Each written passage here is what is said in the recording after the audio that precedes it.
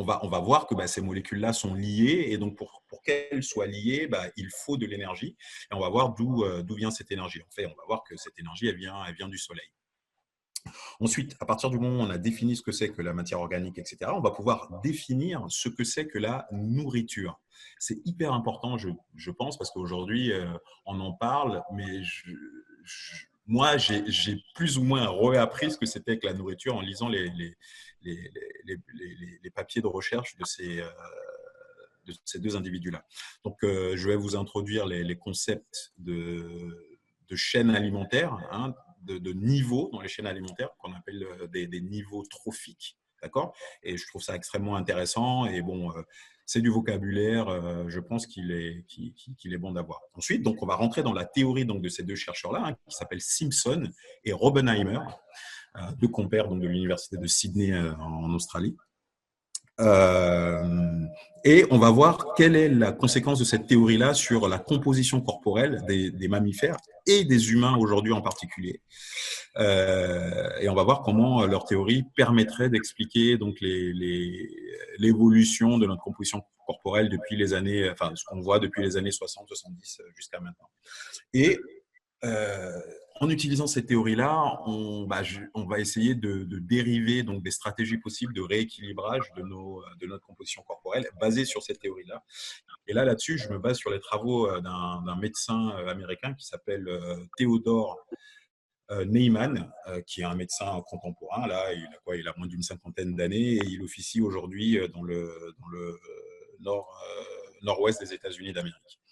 Donc, OK. Donc, on commence. Donc, le vivant et la matière organique. Alors, tout être vivant aujourd'hui dans notre univers est constitué de matière organique. Mais qu'est-ce que c'est que la matière organique? Donc, on définit par composé, déjà, un composé organique. Donc, la matière organique, c'est des composés organiques. Et c'est quoi un composé? Un composé, c'est obligatoirement deux espèces chimiques, au moins, qui sont différentes. Lorsqu'on a ça, on a un composé. D'accord?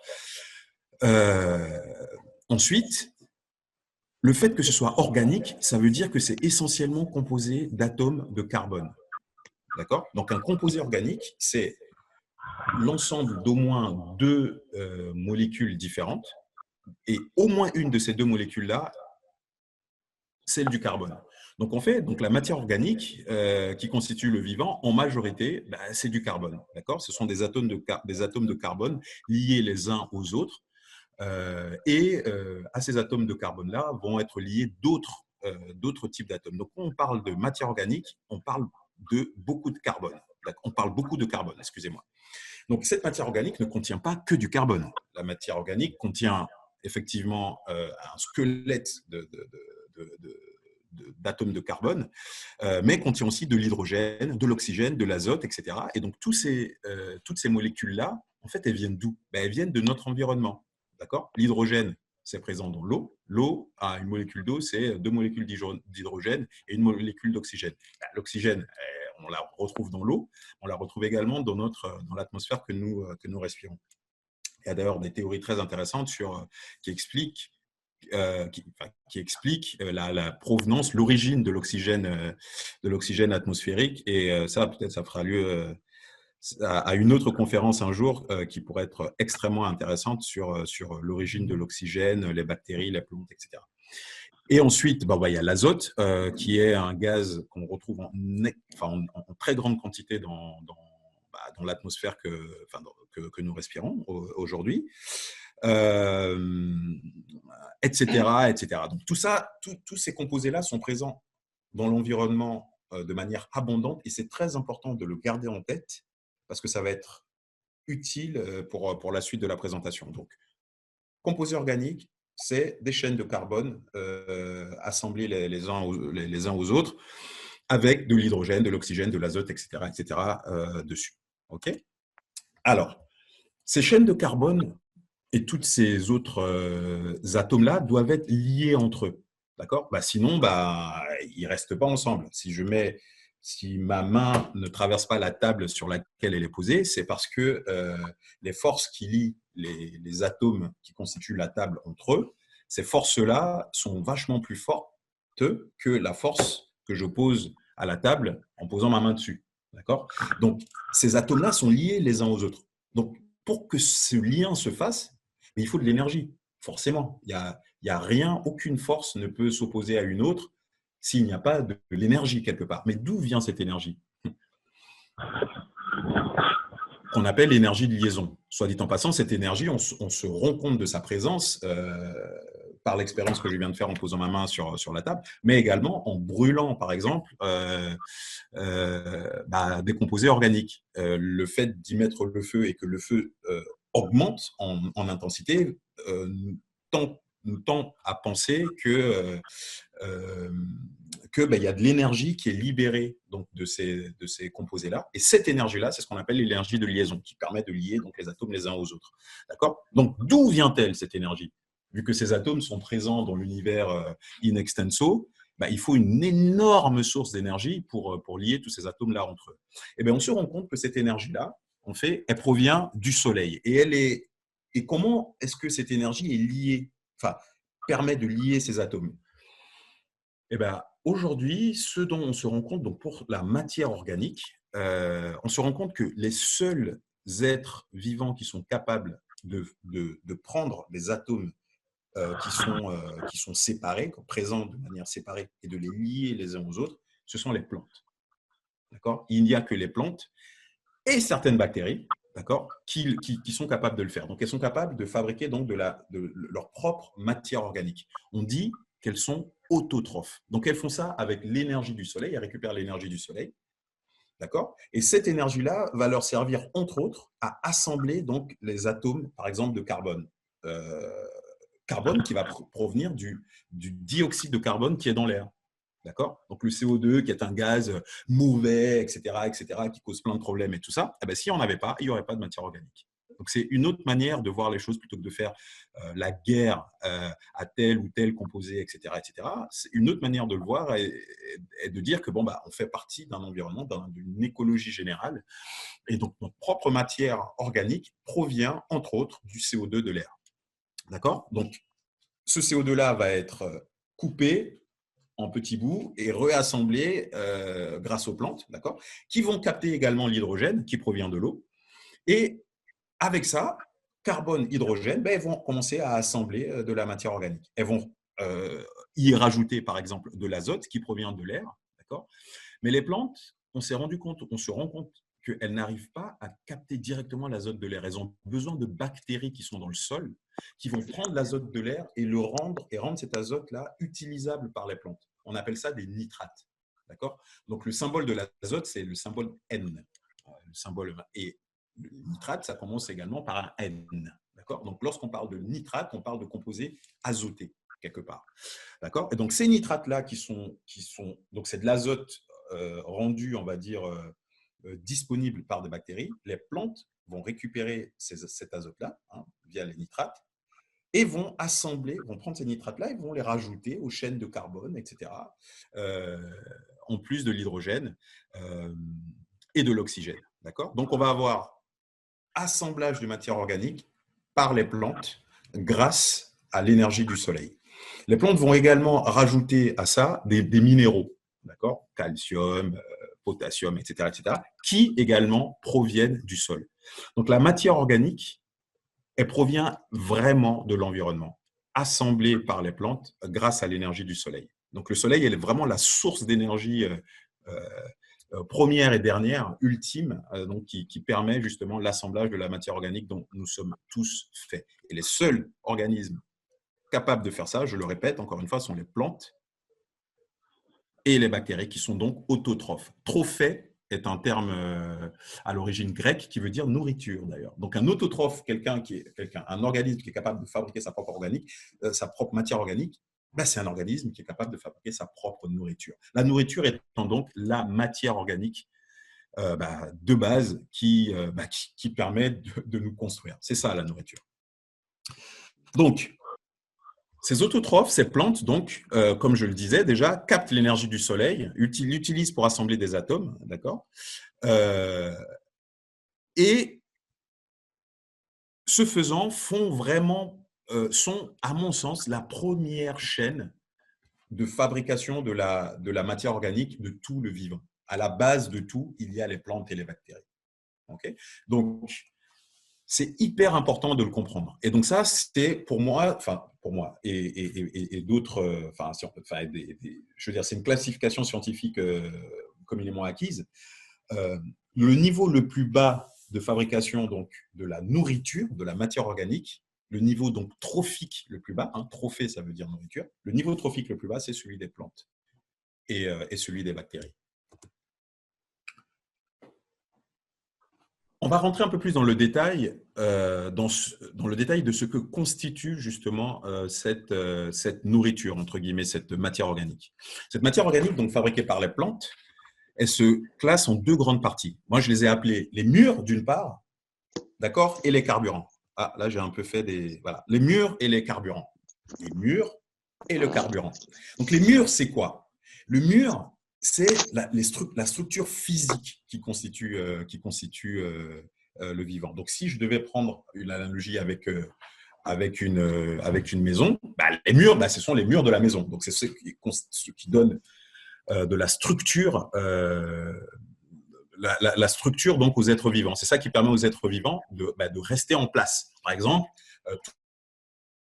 vont avoir un espèce de squelette, un truc qui ressemble à un squelette, qui est fait donc, de ces murs-là. Et ces murs-là, on les appelle des protéines.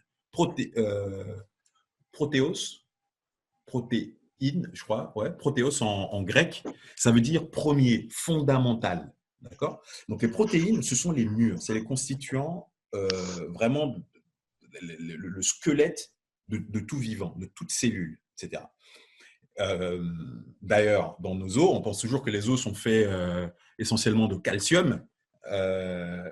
Des trucs qui sont faits en calcium et autres minéraux de ce type-là, c'est la craie, par exemple. Hein, la craie, on la tord, ça casse. Un os, c'est pas pareil. On tord un os, il a une structure qui est beaucoup plus élastique, beaucoup plus. Donc, il y a du calcium, mais à la base, les os, c'est des protéines.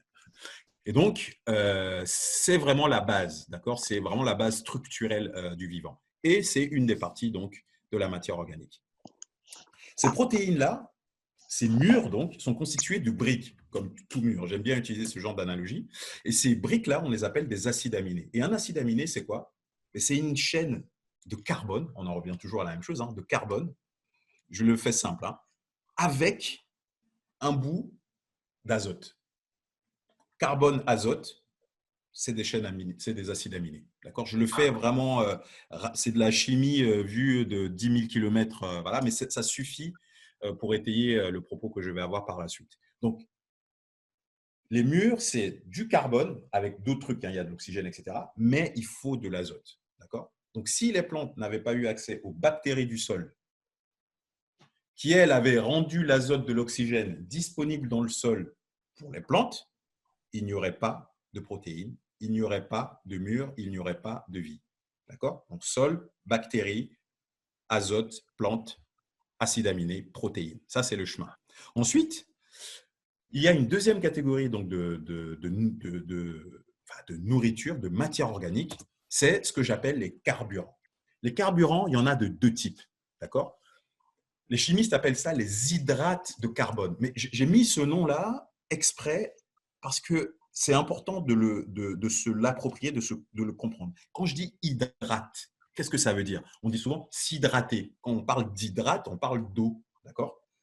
Hydrates de carbone. Eh bien, c'est des chaînes, les hydrates de carbone, un type de carburant, ce sont des chaînes de carbone liées à de l'eau.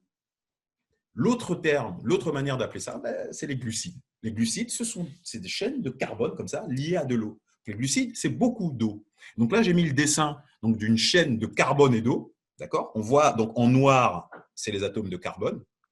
D'accord? En blanc, c'est les atomes d'hydrogène. En rouge, c'est les atomes d'oxygène. J'ai dit tout à l'heure que l'eau, c'est une molécule d'eau, c'est deux hydrogènes et un oxygène. Donc là, on voit bien sur ce dessin que les molécules de carbone sont liées donc, à des molécules d'eau. Là, vous voyez, il y a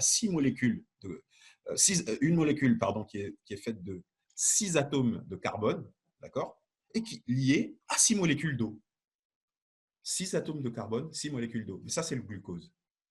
D'accord? Le glucose, c'est beaucoup d'eau. OK? Donc, quand ma femme dit « Ah là là, je fais de la rétention d'eau », et qu'on lui dit baisse les glucides, bah, c'est littéral. Les glucides, c'est beaucoup d'eau, littéralement. Ce sont des hydrates de carbone. C'est des chaînes de carbone. Je vais reprendre la conversation là. Et puis, j'ai entendu que quand on fait la rétention d'eau, donc il faut éliminer les glucides, c'est-à-dire les farineux. Donc, c'est les glucides plutôt que le sel, oui. C'est pas du sel, c'est du sucre. Oui, oui, c'est ça. Donc, tout à fait, c'est ça. C'est beaucoup plus effectif de baisser les glucides que le sel. J'ai dit le sel? Non, non, c'est moi qui dis le sel, parce que les médecins, ils disent toujours le sel. Donc, tout ce qui est féculent. Tout ce qui est glucides, voilà. Mais on va voir ça encore plus en détail justement dans la présentation. Voilà, donc on en était donc aux hydrates de carbone qui sont les premiers types de carburants donc dans ma classification de carburants fabriqués donc par les autotrophes, les plantes. Donc les premiers, donc les hydrates de carbone, les glucides. Hein, donc comme je vous disais, donc chaîne de carbone et d'eau. Il y a beaucoup d'eau, hein, beaucoup d'oxygène. C'est une molécule qui est très très très très lourde. J'aimerais faire une petite je vais rentrer un peu plus dans le détail. Donc, vous voyez que là, en fait, les molécules donc, de carbone sont liées aux molécules d'hydrogène hein, et aussi aux molécules d'oxygène. Bon. L'énergie, je parlais tout à l'heure d'énergie de liaison. Donc, dans les liaisons, là, le fait de lier le carbone à l'hydrogène, il y a de l'énergie dedans. Et donc, plus il y a de carbone lié à de l'hydrogène, typiquement, plus on va avoir d'énergie stockée dans ce carburant. Tout le monde comprend bien que le but d'un carburant, c'est de stocker de l'énergie, parce qu'en fait, au final, on utilise le carburant pour le brûler, hein, pour l'oxyder, et le résultat de cette oxydation donc, du carburant va produire de l'énergie. Et cette énergie-là, bah, elle est nécessaire à la vie en général. Donc ça, c'est vrai pour le carburant dans nos voitures. C'est vrai pour le carburant dans notre corps. Donc ça, c'était les hydrates de carbone. Chaîne carbonée avec de l'eau. Je continue. Deuxième type de carburant, les hydrocarbures. Donc là, c'est plus des hydrates de carbure, c'est plus du carbone avec de l'eau. Là, c'est des hydrocarbures. Donc, la différence, c'est quoi? C'est que c'est des chaînes de carbone, mais liées directement à de l'hydrogène. Donc, il y a beaucoup moins d'oxygène. L'oxygène, c'est une molécule extrêmement lourde, hein, comparée au carbone et à l'hydrogène et tout ça, elle pèse lourd.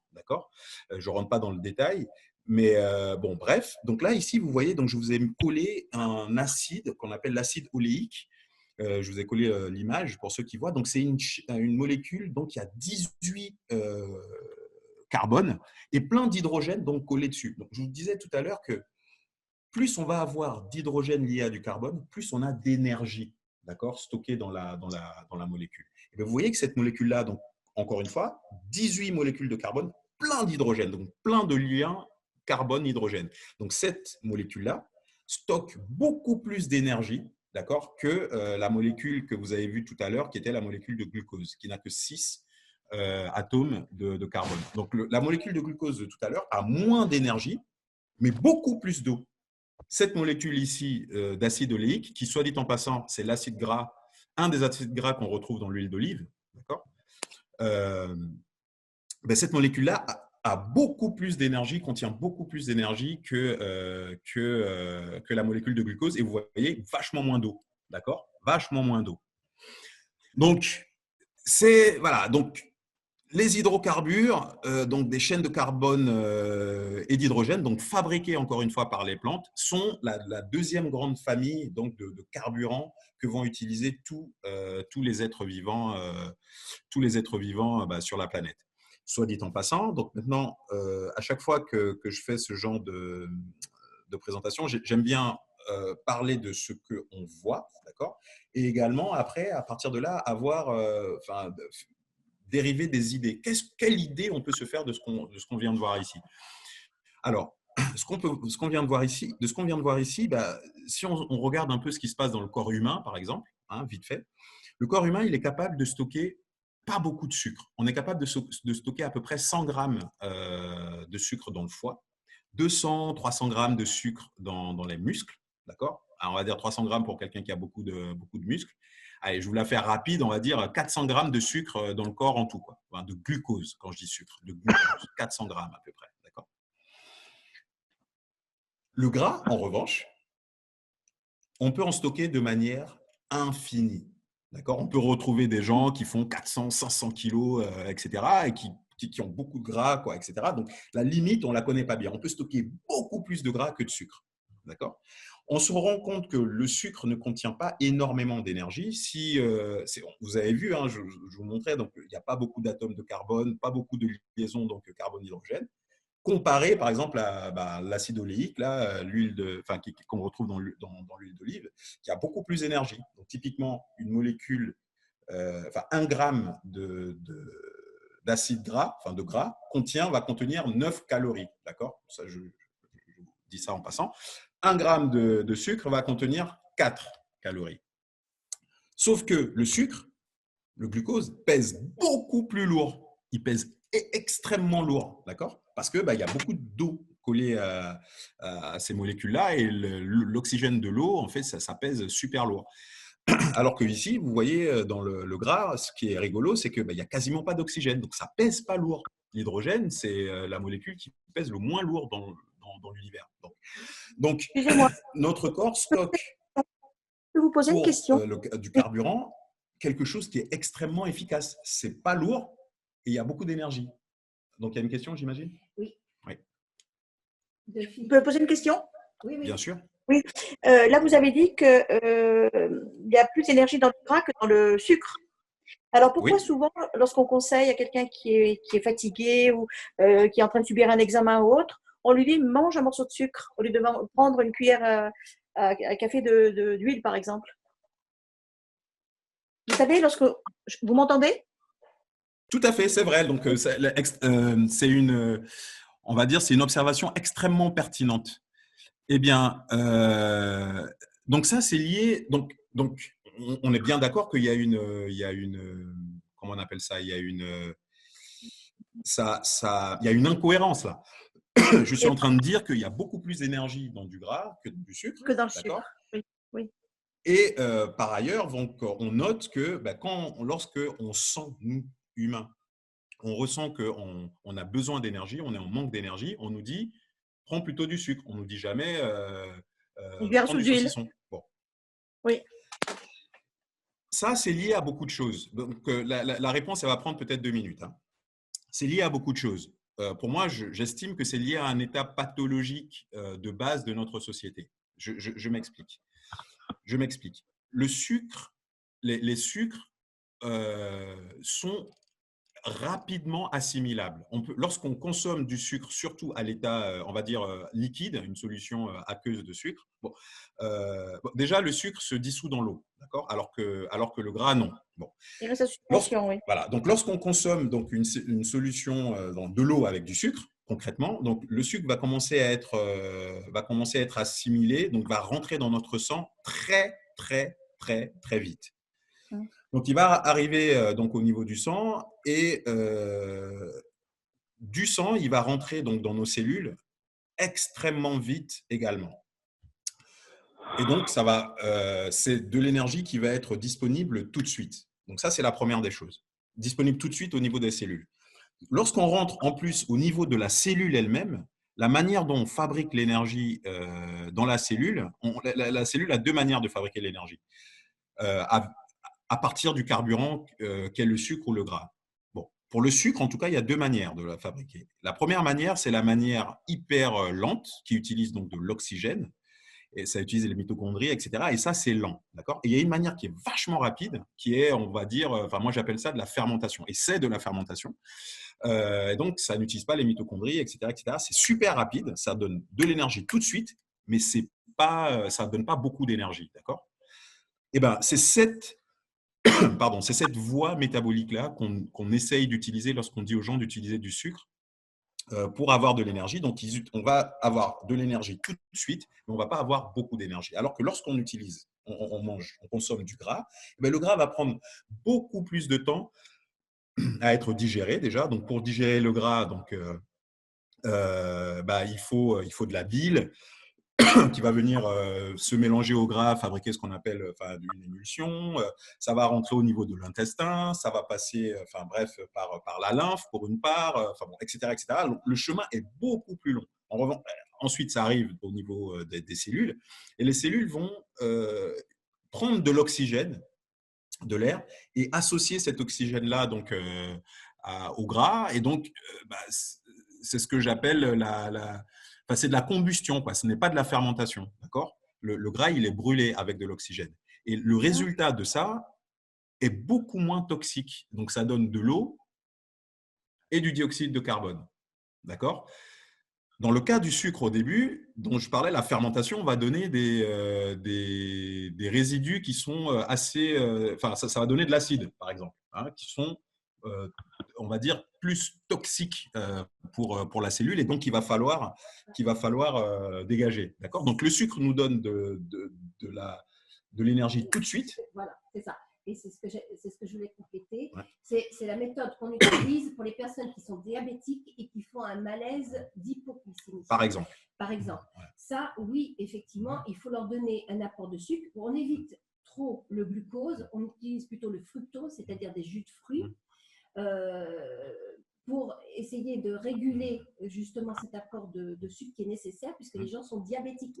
C'est lié à une pathologie. C'est ça. En fin de compte, c'est pathologique. C'est ça. Et donc, c'est pas ce qui est recommandé. C'est ça. Et donc, non, mais je continue. Donc, du coup, je suis en train de dire que le chemin du gras, il est beaucoup plus long. Mais n'importe qui, vous prenez n'importe qui sur cette planète, même la personne la plus sèche, la plus… va avoir, je ne sais pas, vous prenez quelqu'un qui a 10% de masse grasse. 10% de masse grasse, c'est vraiment pas beaucoup. Hein. C'est quelqu'un qui est extrêmement sec. 10% de masse grasse, c'est-à-dire que si la personne elle pèse 70 kg, elle a quand même 7 kg de gras. Comment ça se fait qu'avec 7 kg de gras, la personne se retrouve sans énergie? C'est la question qu'il faut se poser. Donc, effectivement, on donne du sucre pour aller vite, mais pourquoi la personne se retrouve sans énergie?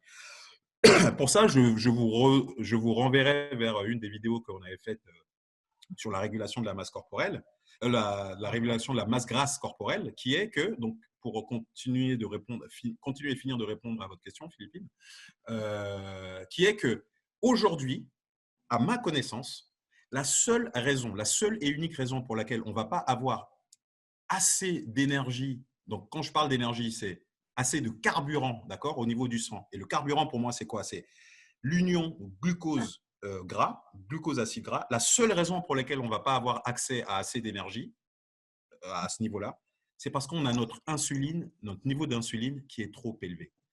Pourquoi? Parce que l'insuline inhibe la capacité d'accéder au gras.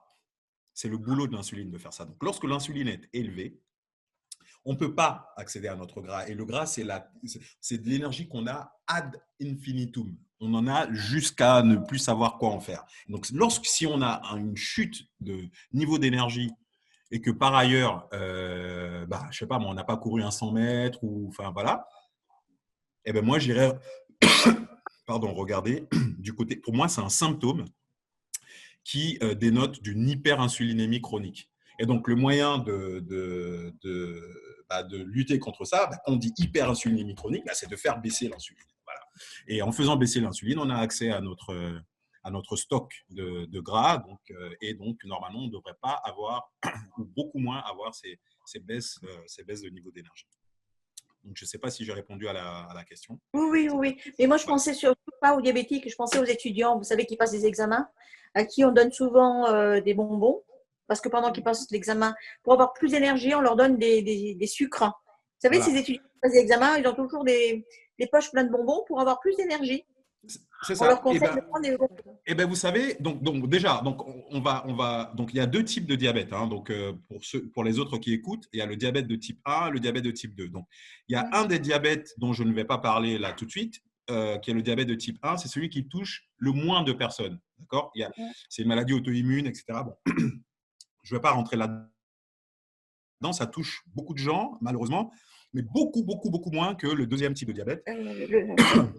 Et pour moi, c'est pour moi, hein. Là, c'est moi qui parle, c'est pas l'OMS. Donc, le diabète de type 2, donc, qui est une maladie qui est… il y a beaucoup de types de diabète de type 2. On en dénote jusqu'à 5 ou 6 types, d'accord? Mais moi, je vais faire un gros sac et je vais dire que le diabète de type 2, il est mal caractérisé. Bon, ce n'est pas que moi. Enfin, moi, je ne suis rien du tout. Je suis juste certaines écoles de pensée médicales. Le diabète de type 2 est un diabète qui est mal caractérisé parce qu'aujourd'hui, on le caractérise comme étant un état où on a une hyperglycémie. On a trop de sucre dans le sang. D'accord? Donc, grosso modo, c'est comme ça qu'on le diagnostique aujourd'hui. Eh bien, si on regardait les niveaux d'insuline, d'accord? Donc, j'affirme sur la base de pas mal d'études cliniques sur des humains, etc., que quelqu'un qui a un diabète de type 2, qui est diagnostiqué à un instant T donné, d'accord, 10 ans, 15 ans, 20 ans avant, d'accord, on aurait pu diagnostiquer ou prédire ce diabète chez cette personne si on mesurait ses niveaux d'insuline à jeun et après avoir mangé. Si on mesurait ses niveaux d'insuline à jeun, 20 ans, jusqu'à 20 ans avant, on aurait pu voir donc, que cette personne est en hyperinsulinémie chronique, d'accord, et que cette hyperinsulinémie chronique arrivera à un moment donné à un déficit de régulation de la glycémie. Mais personne ne demande ce genre de test. Personne, aucun médecin, d'accord. Aujourd'hui, ça commence à rentrer un peu plus dans les mœurs, mais c'est bien plus tard quand la personne a des symptômes d'hyperglycémie qu'on regarde son niveau d'insuline. Il y a un test qui s'appelle le test OMA-IR que les médecins font aujourd'hui. Mais tout le monde devrait faire ce genre de truc à partir de l'âge de 20 ans, 25 ans, etc. pour voir son niveau d'hyperinsulinémie, son niveau d'insuline pour détecter un niveau d'hyperinsulinémie. Et donc, je continue.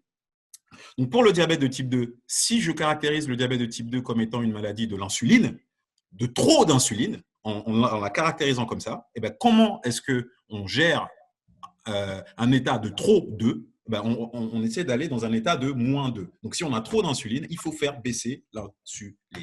Donc, si on fait baisser l'insuline du diabétique, le diabétique de type 2, qui souvent est en surpoids en termes de masse grasse, et donc il y a plein d'énergie sur lui, en faisant baisser son insuline, il aura accès à son énergie. Il aura accès au carburant qui est stocké sur son corps, et donc il pourra manger moins de sucre, baisser donc le niveau d'insuline fabriqué en réponse à ce sucre-là, etc. Et donc, pour aller dans le sens de ce que je dis, il y a une société qui s'appelle Virta Health, donc VIRTA HEALTH.com, qui est basée aux États-Unis, qui malheureusement, voilà, c'est les Américains, donc ils font de l'argent là-dessus aujourd'hui. Mais ça fonctionne. Ils gèrent donc des diabétiques de type 2 depuis 2 ou 3 ans. Donc, ils ont lancé une étude clinique sur la base de leurs patients. Ils ont plusieurs centaines de patients, voire plusieurs milliers. D'accord. Et sur ils ont publié donc, leur première publication date d'il y a de 2018, si mes souvenirs sont bons. 60% de leurs patients, 60%, se retrouvent après 1 an à prendre 0 médicament. 0 médicament de contrôle du glucose, 0 injection d'insuline et leur glycémie est totalement contrôlée. Contrôlée, ça veut dire quoi? Elle est en dessous de 100 mg par décilitre après une période de 12 heures à jeun. Donc, voilà. Donc, le diabète de type 2, pour moi, c'est je suis désolé de dire ça comme ça, mais pour moi, c'est une intoxication alimentaire. Oui, complètement. Voilà, donc je continue.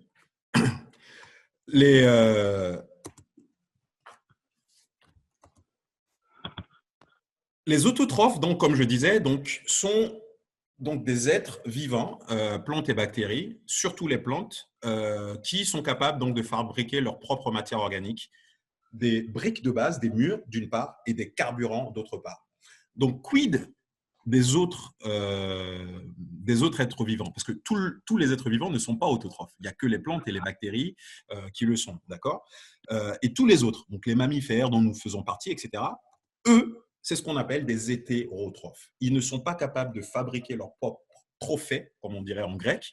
Ils doivent consommer la matière organique provenant d'autres êtres vivants. Donc, ils sont obligés de consommer d'autres êtres vivants. Il n'y a pas d'autre moyen pour un hétérotrophe d'avoir de la matière organique que de consommer d'autres êtres vivants. Ces êtres vivants-là seront soit des plantes, soit d'autres hétérotrophes.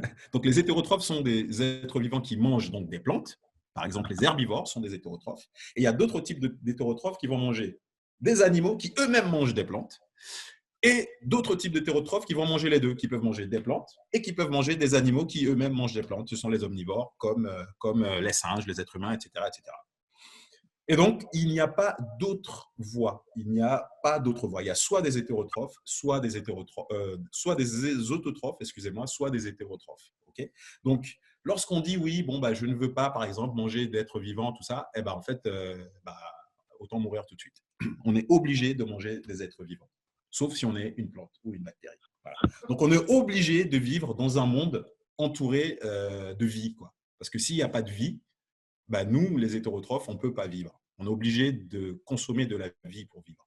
Et ça, c'est extrêmement important de l'avoir à l'idée. Et donc, ah oui, bien sûr, je parlais de plantes, mais les bactéries sont également autotrophes. Il faut savoir que dans le corps humain aujourd'hui, si on compte chacune des petites cellules du corps humain, d'accord, on a beaucoup plus de bactéries que de cellules du corps humain.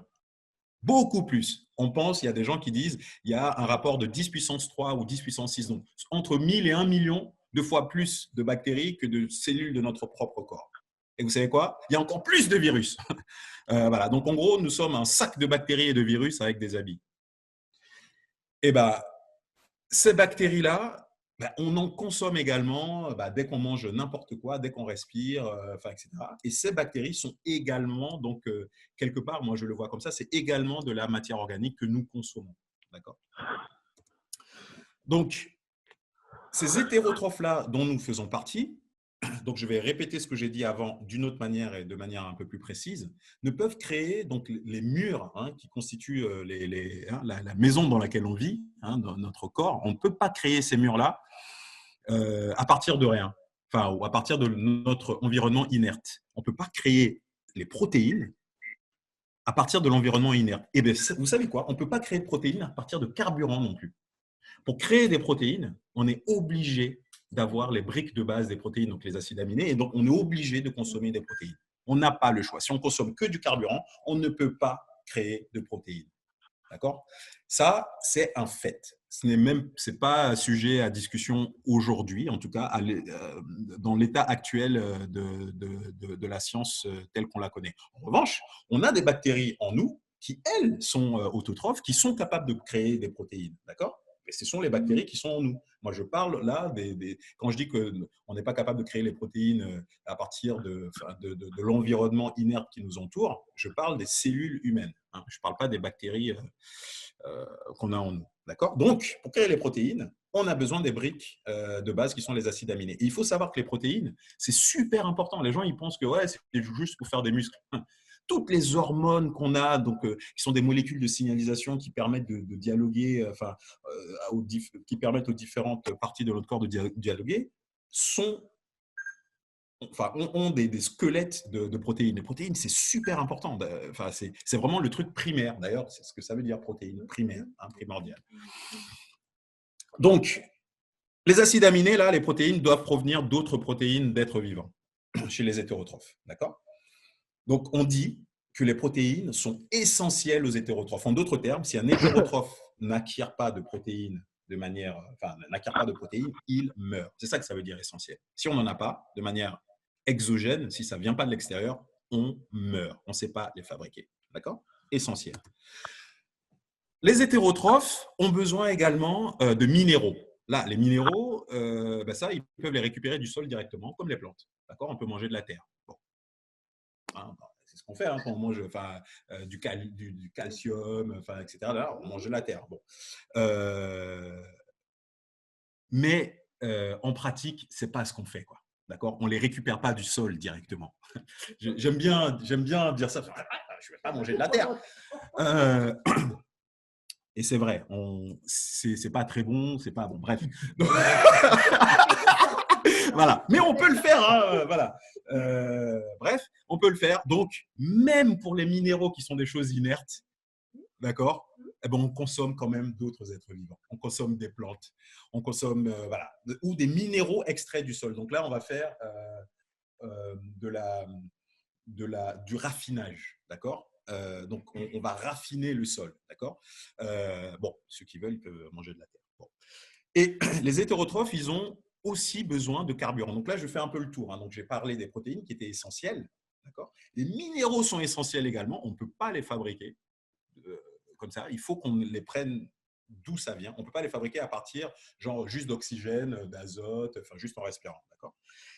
Il en va de même de certains carburants. Les carburants, c'est super intéressant. Et ça, c'est quelque chose que Philippine, peut-être que vous écoutez là encore. Je trouve ça super intéressant. Je vais commencer par les hydrates de carbone. Eh bien, vous savez quoi? Les hydrates de carbone, donc les glucides, sont les seuls carburants que le corps humain est capable de fabriquer à 100%. Les hydrates de carbone, je répète, les glucides sont des carburants, d'accord? On le sait maintenant. Eh bien, c'est les seuls que le corps humain est capable de fabriquer lui-même. Le foie est capable de fabriquer tout le sucre dont on a besoin. C'est au programme des cours de première année de médecine ou de première année de biologie. Ça s'appelle la néoglycogénèse hépatique. S'il y a quelque chose qu'on n'a pas besoin de manger, ce sont les glucides. S'il y a une chose qu'on n'a pas besoin de manger, ce sont les glucides. OK. S'il y a une chose qu'on n'a pas besoin de manger, ce sont les glucides. Bref. Donc, ensuite, les hydrocarbures, en revanche, les hydrocarbures, en revanche, on est obligé également de les récupérer de notre environnement. On peut en fabriquer des hydrocarbures à partir des glucides, par exemple. D'accord? Mais vous voyez donc du coup que les carburants, ça fait partie des choses. Je ne dis pas qu'on n'en a pas besoin, on en a besoin. On en a tellement besoin, le glucose est essentiel. Le glucose est essentiel. Si on n'a pas de glucose dans le sang, on meurt. Mais il se trouve qu'on fabrique tout le glucose dont on a besoin. Donc, ce que je dis, c'est qu'on n'a pas besoin d'en manger pour pas mourir. D'accord ? En revanche, voilà, les hydrocarbures, pour les fabriquer, voilà, il faut qu'on ingère des hydrocarbures de l'environnement. D'accord? Mais je ne dis pas qu'il ne faut pas manger de glucides, hein, ce n'est pas ça que je dis. C'est pas ça que je dis. Mais je dis que si on n'en mange pas, on a des mécanismes de survie en place pour nous permettre d'en fabriquer nous-mêmes. Voilà. Donc ça, c'est une chose qui est très, très, très, très, très, très, très, très, très importante à garder en tête. Lorsque, par exemple, quelqu'un est diabétique, donc toujours pareil, là, je donne les faits, et puis maintenant, je vais faire une petite observation comme ça en passant. Quelqu'un est diabétique, avéré, d'accord, selon l'OMS, donc on a mesuré son taux de glucose, machin, le glucose, son taux de glucose est complètement foutu, donc ça fait 20 ans que la personne, elle est hyperinsulinémique, d'accord? Ou on prend une personne ça fait 10 ans qu'elle est hyperinsulinémique, elle est toute mince, tout va bien, machin, etc., etc. Mais ouais, elle a quand même des coups de pompe, elle est obligée de manger 3 repas plus un goûter, plus 2 goûters. Déjà, pour moi, être obligé de manger 3 repas plus 2 goûters, c'est un signe qu'on a un problème d'hyperinsulinémie. Un signe clinique. On est beaucoup à avoir ce problème. Bref. Et bien, cette personne-là qui a beaucoup trop d'insuline, elle se pointe à l'hôpital pour, je ne sais pas moi, une raison XY, elle s'est blessée, machin. Qu'est-ce qu'on lui fait? En premier, on lui donne un sérum en intraveineuse glucosé, dis donc. C'est vrai ou pas? Alors qu'on pourrait juste lui donner un sérum avec du sodium, enfin avec des sels minéraux, enfin, etc., qui, eux, sont essentiels. D'accord? S'il y a une chose dont on n'avait pas besoin de lui donner à cette personne-là, c'était le sodium glucosé. Donc, ça va vachement loin, en fait, le fait d'aller voir ce que ça veut dire que la nourriture. Donc, je continue. De quoi donc se nourrissent les hétérotrophes? Donc, lorsqu'il se nourrit d'un organisme vivant, d'accord, l'hétérotrophe, donc je prends le cas d'un hétérotrophe comme, je ne sais pas moi, n'importe quel animal de la nature, il se nourrit, vous remarquerez, de l'organisme vivant en entièreté, dans son entièreté, pardon, quasiment globalement. Les vaches, même les vaches, lorsqu'elles broutent de l'herbe, c'est vrai qu'elles ont tendance à brouter surtout les feuilles, mais elles vont quand même brouter une grosse partie de la tige, elles vont laisser les racines dans le sol, mais vont manger une grosse partie de la plante. Ceux qui ont grandi dans des fermes, etc., verront que, par exemple, lorsque ces vaches-là vont manger des céréales, ce qui est extrêmement rare, il faut qu'il y ait les céréales, il faut qu'elles soient disponibles, par exemple comme de l'orge, etc., elles ne vont pas juste aller manger ce que j'appelle l'endosperme, enfin, vous savez, la partie de la céréale qui a tout, qui a tout le féculent. Hein, parce que nous, quand on mange du pain, on ne mange que ça, d'accord? La bête, elle va manger tout. la plante. Elle va manger l'endosperme avec la tige, les feuilles, machin, etc. Donc, une fois que l'hétérogène, il consomme ça, l'hétérotrophe, excusez-moi, il consomme ça, mais il va consommer forcément donc des protéines, dont il va tirer les briques de base pour la structure des constituants de son corps. Il va manger donc des carburants, donc hydrates de carbone, hydrocarbures, etc. Et il va consommer des minéraux qui sont dans une proportion, entre guillemets, naturelle. Il n'a pas à savoir, il faut que je mange 15% de ça, 10 grammes de ça, 25 grammes de ceci, 12… Bon, voilà. Il mange l'organisme vivant dans son entièreté et on se rend compte, d'accord, que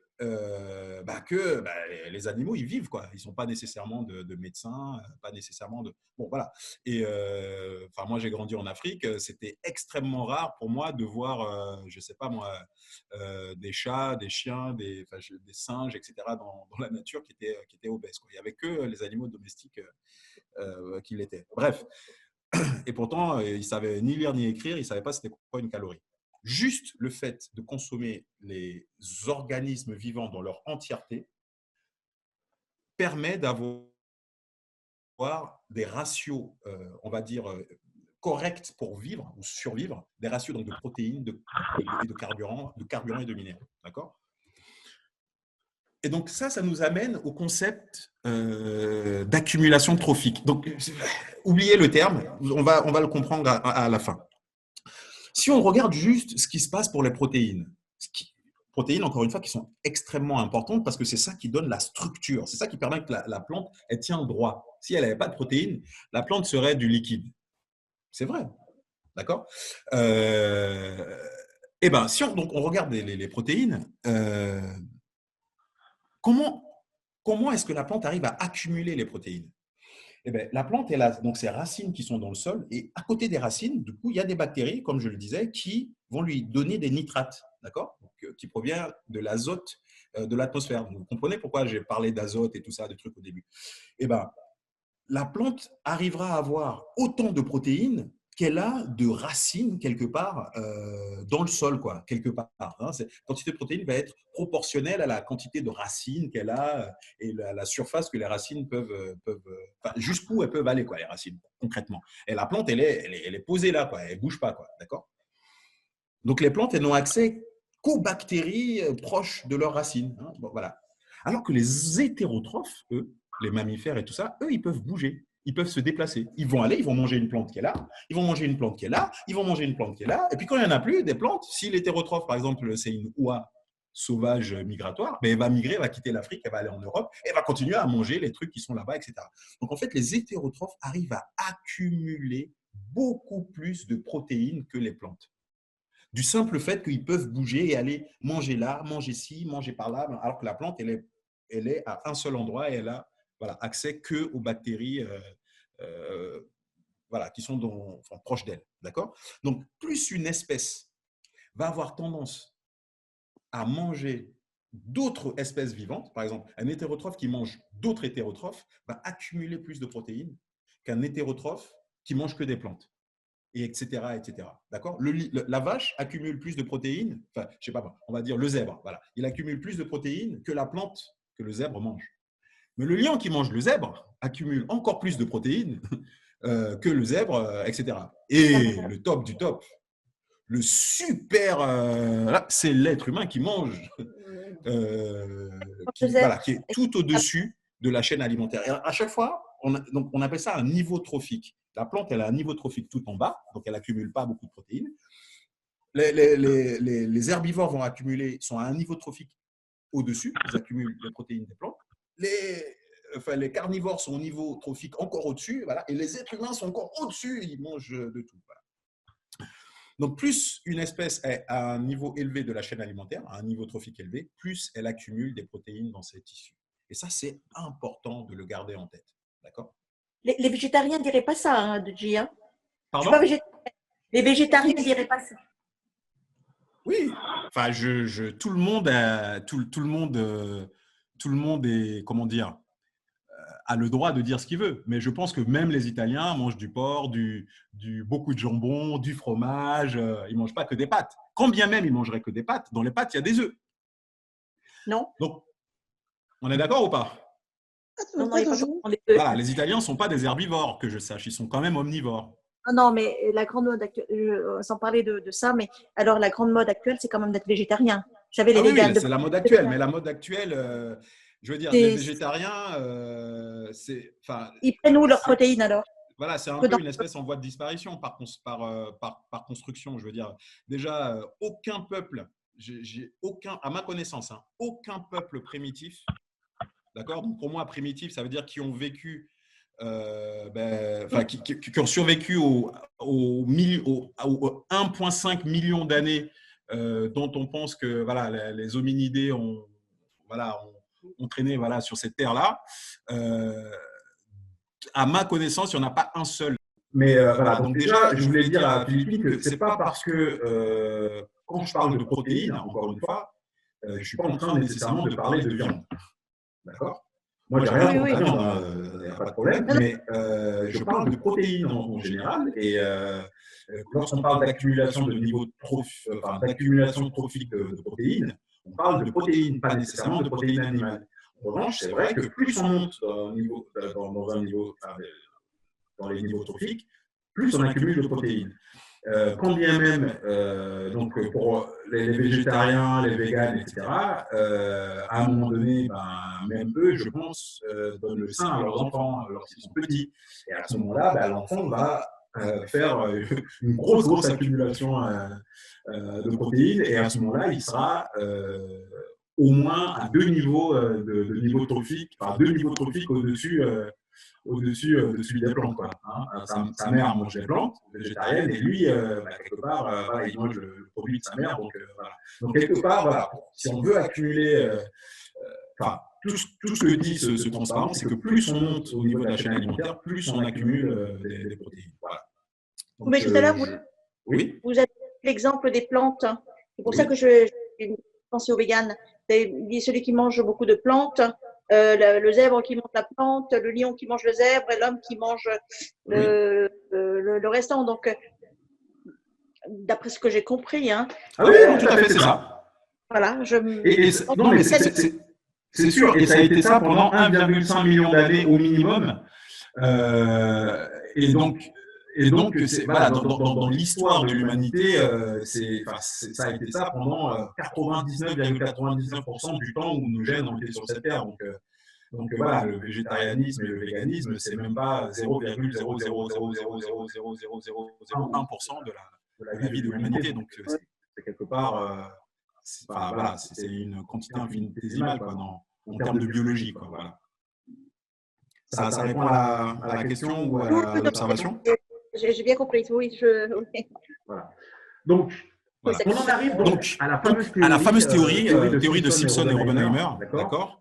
Donc, juste pour les présenter rapidement, donc David Oppenheimer et Steven Simpson, d'ailleurs j'ai oublié le Simpson après Steven, ce sont deux biologistes à l'université de Sydney, donc ce ne sont pas des médecins. Ils sont zoologistes et ils étudient en fait donc les comportements trophiques, donc les comportements trophiques, je pense que maintenant tout le monde comprend, donc des animaux des mammifères, et pas que des mammifères, des animaux dans leur environnement. Et ils étudient également la même chose pour les êtres humains. Et donc, c'est assez loin et assez décorrélé des bouquins de médecine, quoi. Et donc, leur théorie là, que je vais vous présenter, elle date de 2005. Voilà. Moi, j'ai 43 ans.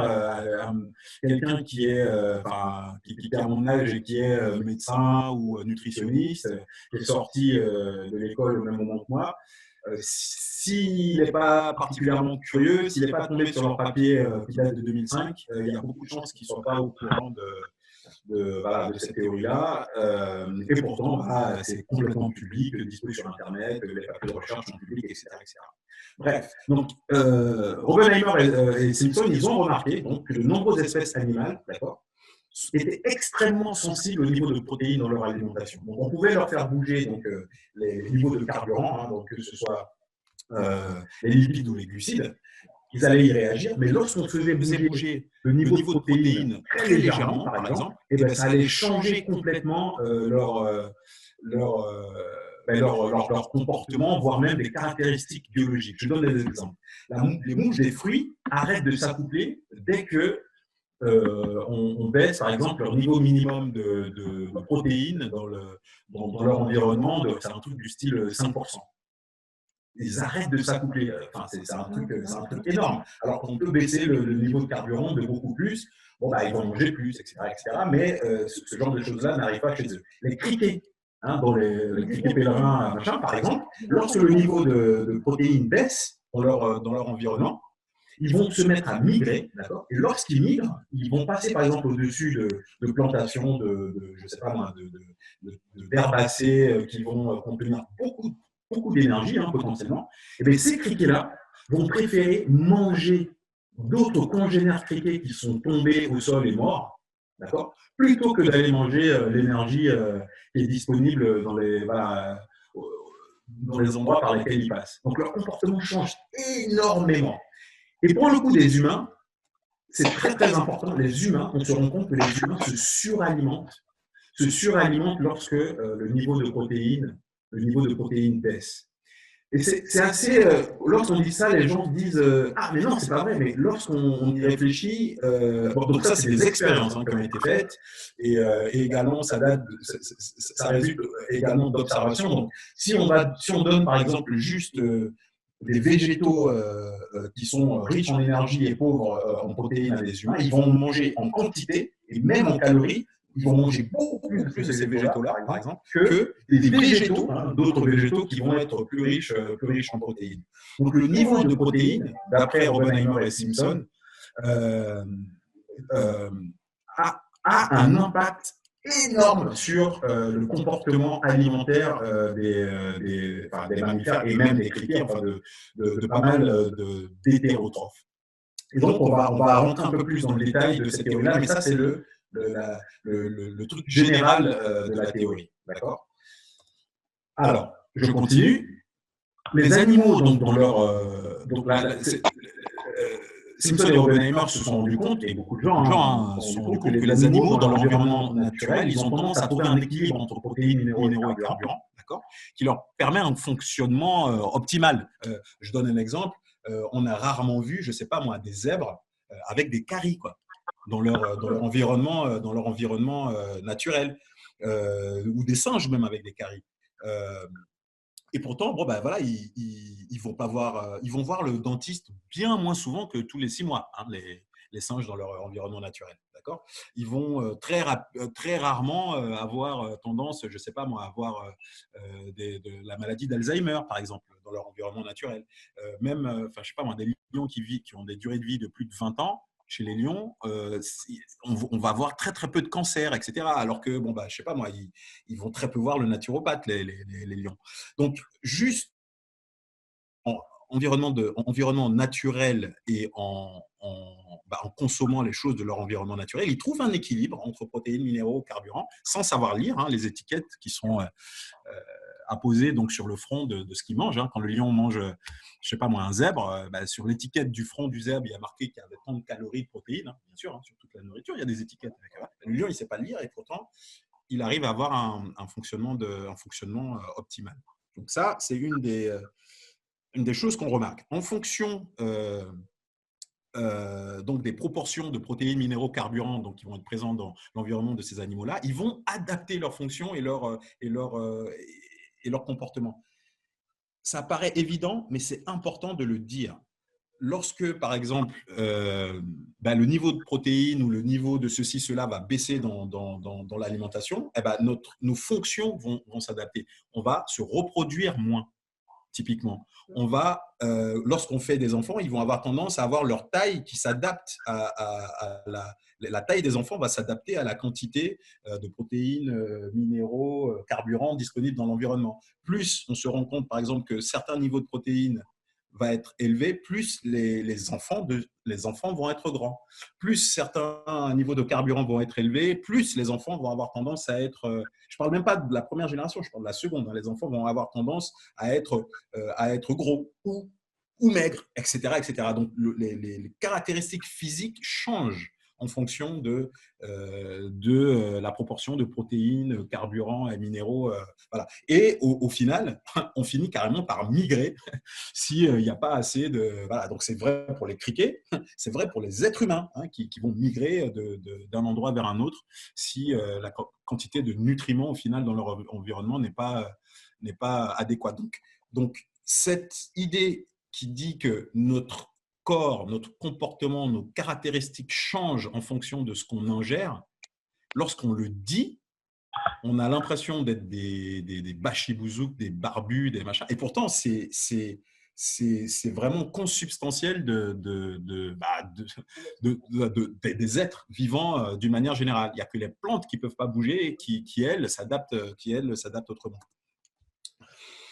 Et donc, on se rend compte que dans les sociétés humaines, lorsqu'on les regarde, donc là, Simpson et Oppenheimer montent au niveau des humains. Quand je dis montent, c'est ce n'est pas parce que les humains sont supérieurs. Ils sont à un niveau trophique supérieur. D'accord donc maintenant qu'on a le vocabulaire, on peut s'exprimer. Mais ils se rendent compte que les sociétés humaines ont des habitudes alimentaires très variées. D'accord les Italiens vont manger, par exemple, beaucoup de glucides. Hein, j'ai bien compris. Et pourtant, ça n'a pas empêché les Italiens de diriger le monde. Hein. À l'époque, ils s'appelaient des Romains. Voilà, je sais pas moi, une armée de 70 000 Romains arrivait à mettre à mal des armées de 400 000 Gaulois qui faisaient 20 kilos de plus qu'eux et 25 cm de plus. D'accord De G, je peux me permettre de vous dire. Ils avaient une alimentation basée sur du blé, bref, beaucoup de glucides. D'accord Je me permets de vous dire que l'italien mange beaucoup de glucides. Pas que des glucides. Je ne dis pas qu'ils mangeaient que des glucides, mais beaucoup de glucides. Alors que comparé, par exemple, à des Inuits qui vivent au pôle Nord et chez eux, il n'y a rien qui pousse, il n'y a pas de plantes. Donc, ils ne peuvent pas manger de glucides parce que tous les glucides, maintenant, on le sait, d'accord, ne proviennent que des plantes. D'accord ? Si on veut manger des glucides, on mange des plantes. Eux, il n'y a pas de plantes. Donc, ils mangent que des animaux, hein, que des phoques, des loutres, des machins, des trucs comme ça.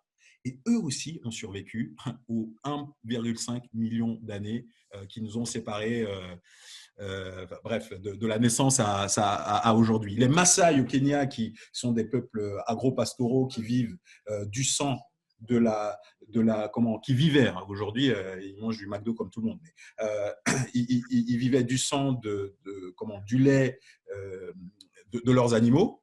Ils mangeaient que de l'animal, et ils vivaient tout aussi bien que les populations agricoles qui étaient à côté d'eux, etc. Donc, les humains, ils ont pu vivre, survivre, prospérer en ayant des habitudes alimentaires très variées. En revanche, donc certains consommaient beaucoup de glucides, d'autres plutôt plus du gras, mais quand je parle de glucides et gras, vous voyez que là, je parle de carburant. Je parle de quel type de carburant ils consommaient en majorité. En revanche, Simpson et Oppenheimer montrent dans leur papier qu'il y a une constante. Le niveau de protéines dans toutes ces sociétés humaines-là ne descend jamais en dessous d'un certain seuil. Et ce seuil-là, eux, ils l'estiment à peu près 15% du total de calories consommées en moyenne. Donc, que ce soit des Maasai, que ce soit des Inuits, que ce soit des Romains, que ce soit, etc., des Grecs, machin, on le sait à partir des écrits qu'ils ont laissés, des Égyptiens, peu importe, ils allaient manger beaucoup ou moins de protéines, c'était jamais en dessous de 15% du total de calories consommées. Jamais en dessous de 15%. Et ça, c'était une des constantes. Et c'est là le cœur de la théorie de Simpson et Oppenheimer. Et c'est hyper important de le savoir. Et donc, quand on parle de protéines, on parle de protéines. Je ne parle pas de protéines animales, de toutes les protéines, d'accord, absorbables par l'humain. Et le moyen de le savoir, il y a des moyens de le savoir qui est très simple, simple dans le concept, mais c'est dur à mettre en œuvre, mais on le fait. On arrive à prendre les os, d'accord, des anciens os, là, bref, d'anciens cadavres et tout ça, et en regardant la quantité d'azote, d'un certain type d'azote dans les os, on sait maintenant d'où vient l'azote, hein, après cette présentation-là, acide aminé, azote, hein, protéines, azote. Si on regarde le niveau d'azote dans les os, machin, etc., accumulé donc dans les os, on arrive à déterminer à quel niveau trophique à peu près appartient l'animal dont on est en train d'étudier l'os. D'accord ? en regardant voilà, le niveau c'est des études d'isotopes radioactifs. Je ne rentre pas dans le détail, mais en gros, en regardant le niveau d'azote, enfin de composés azotés dans les eaux, on arrive à le savoir. Et cette constante-là, de 15% minimum, reste. Donc, en tout cas, chez les êtres humains. La constante est différente chez les autres animaux, mais il y a toujours une constante. En dessous de ce niveau-là, le comportement change de tout au tout. Donc, soit ça crée des migrations, soit ça crée… Bref, l'équilibre est rompu. Donc, je continue. Que se passe-t-il lorsqu'on fait baisser le niveau de protéines dans l'alimentation animale? On le fait baisser à moins de 15%. 15%, ce n'est pas énorme. Hein. Ça veut dire que 85% des calories, c'est du carburant, par définition. D'accord? Donc, je vous donne un exemple. Hein. C'est les pâtes. Dans les pâtes, 15% des calories des pâtes, c'est des protéines.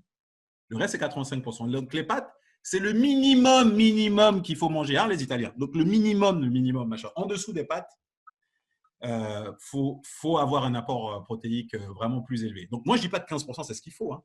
15%, c'est leur limite inférieure. C'est la limite en dessous de laquelle on commence à avoir des problèmes selon Simpson et Robenheimer. Et par problème, j'entends des ruptures d'équilibre. D'accord ? Donc, que se passe-t-il en dessous de 15% de calories consommées, 15% de protéines? Le niveau de satiété des humains baisse énormément. On est obligé de surmanger. On est obligé, on ne sait pas l'expliquer, mais c'est comme ça. Lorsqu'on a moins de 15% de ce qu'on mange qui sont des protéines, on mange beaucoup. Donc, Simpson et Robenheimer, ils ont écrit ça en 2005. Je peux vous dire que les ingénieurs de chez Danone, ça fait longtemps qu'eux, ils le savent. D'accord? On va continuer, vous allez comprendre. Vous m'entendez, Toji? Vous m'entendez? Tout se passe comme si, lorsqu'il y a moins de 15% de protéines dans ce qu'on mange, le corps accepte de manger tout ce qu'il y a pour avoir assez de protéines. Je ne dis pas que c'est ce qui se passe, mais tout se passe comme si c'était ça. C'est un moyen mnémotechnique pour le garder en tête. Donc, quand on n'a pas assez de protéines dans ce qu'on mange,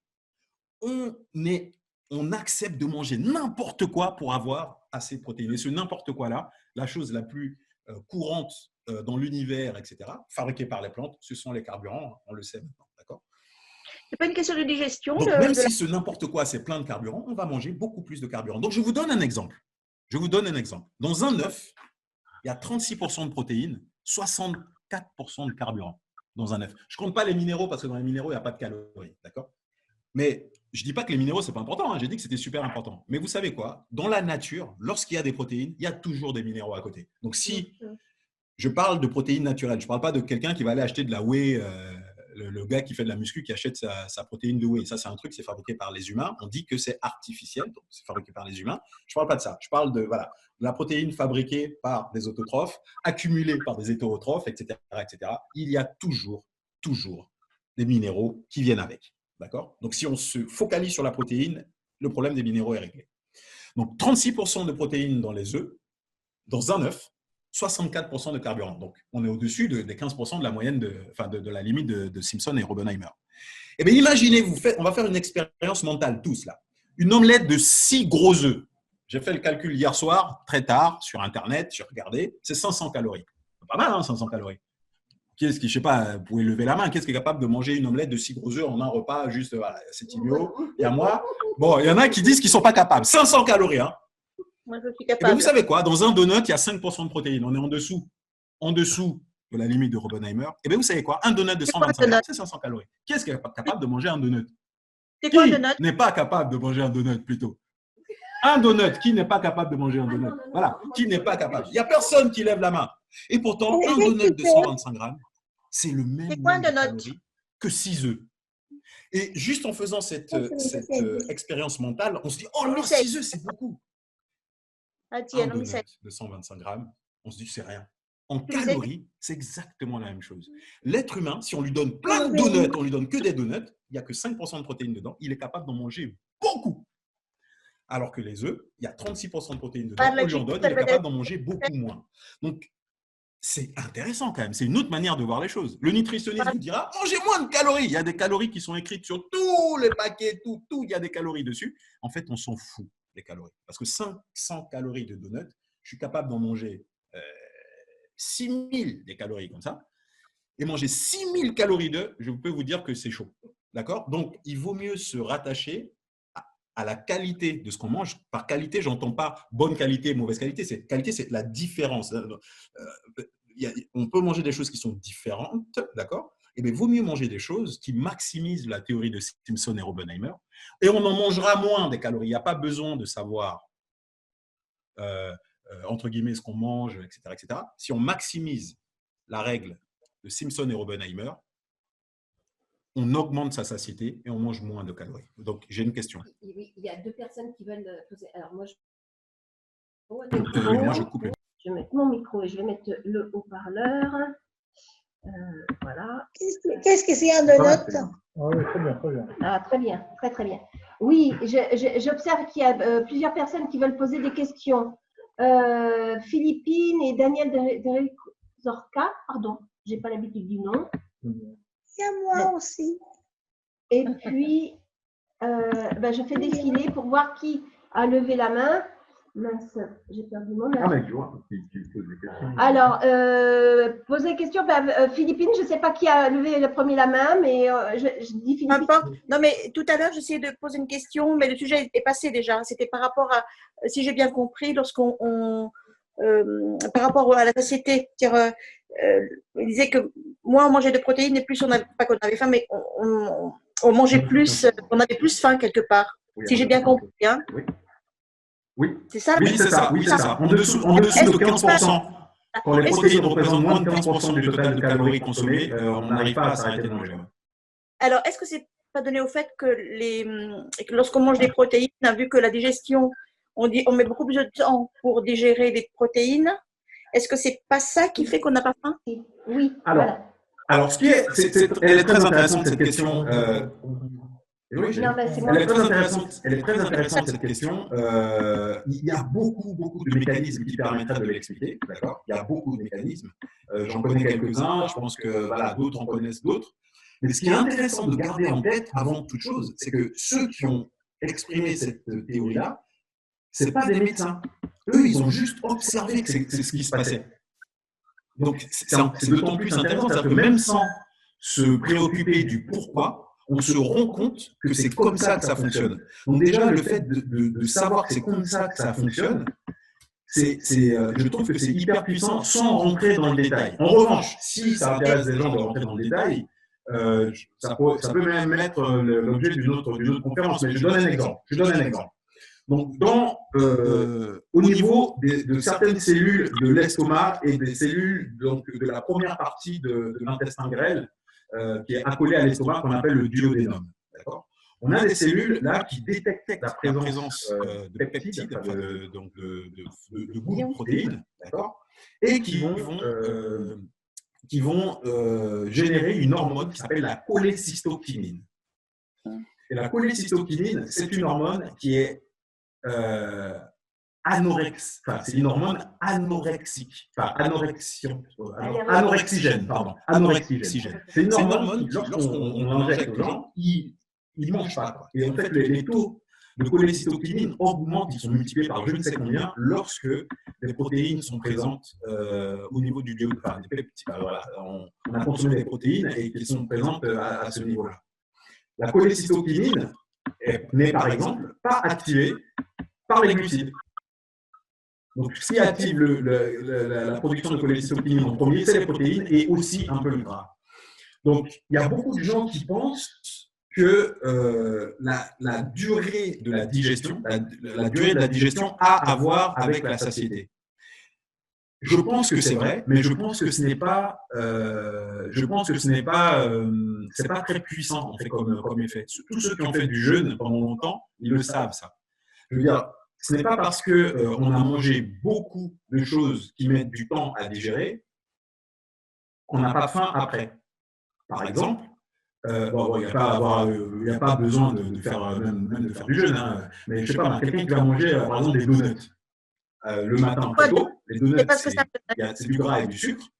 Je parie, donc le matin tôt, genre, je sais pas, avant d'arriver à l'école à 8h, je parie qu'à 10h, 10h30, la personne va avoir faim encore. Alors que les donuts n'ont pas fini d'être digérés.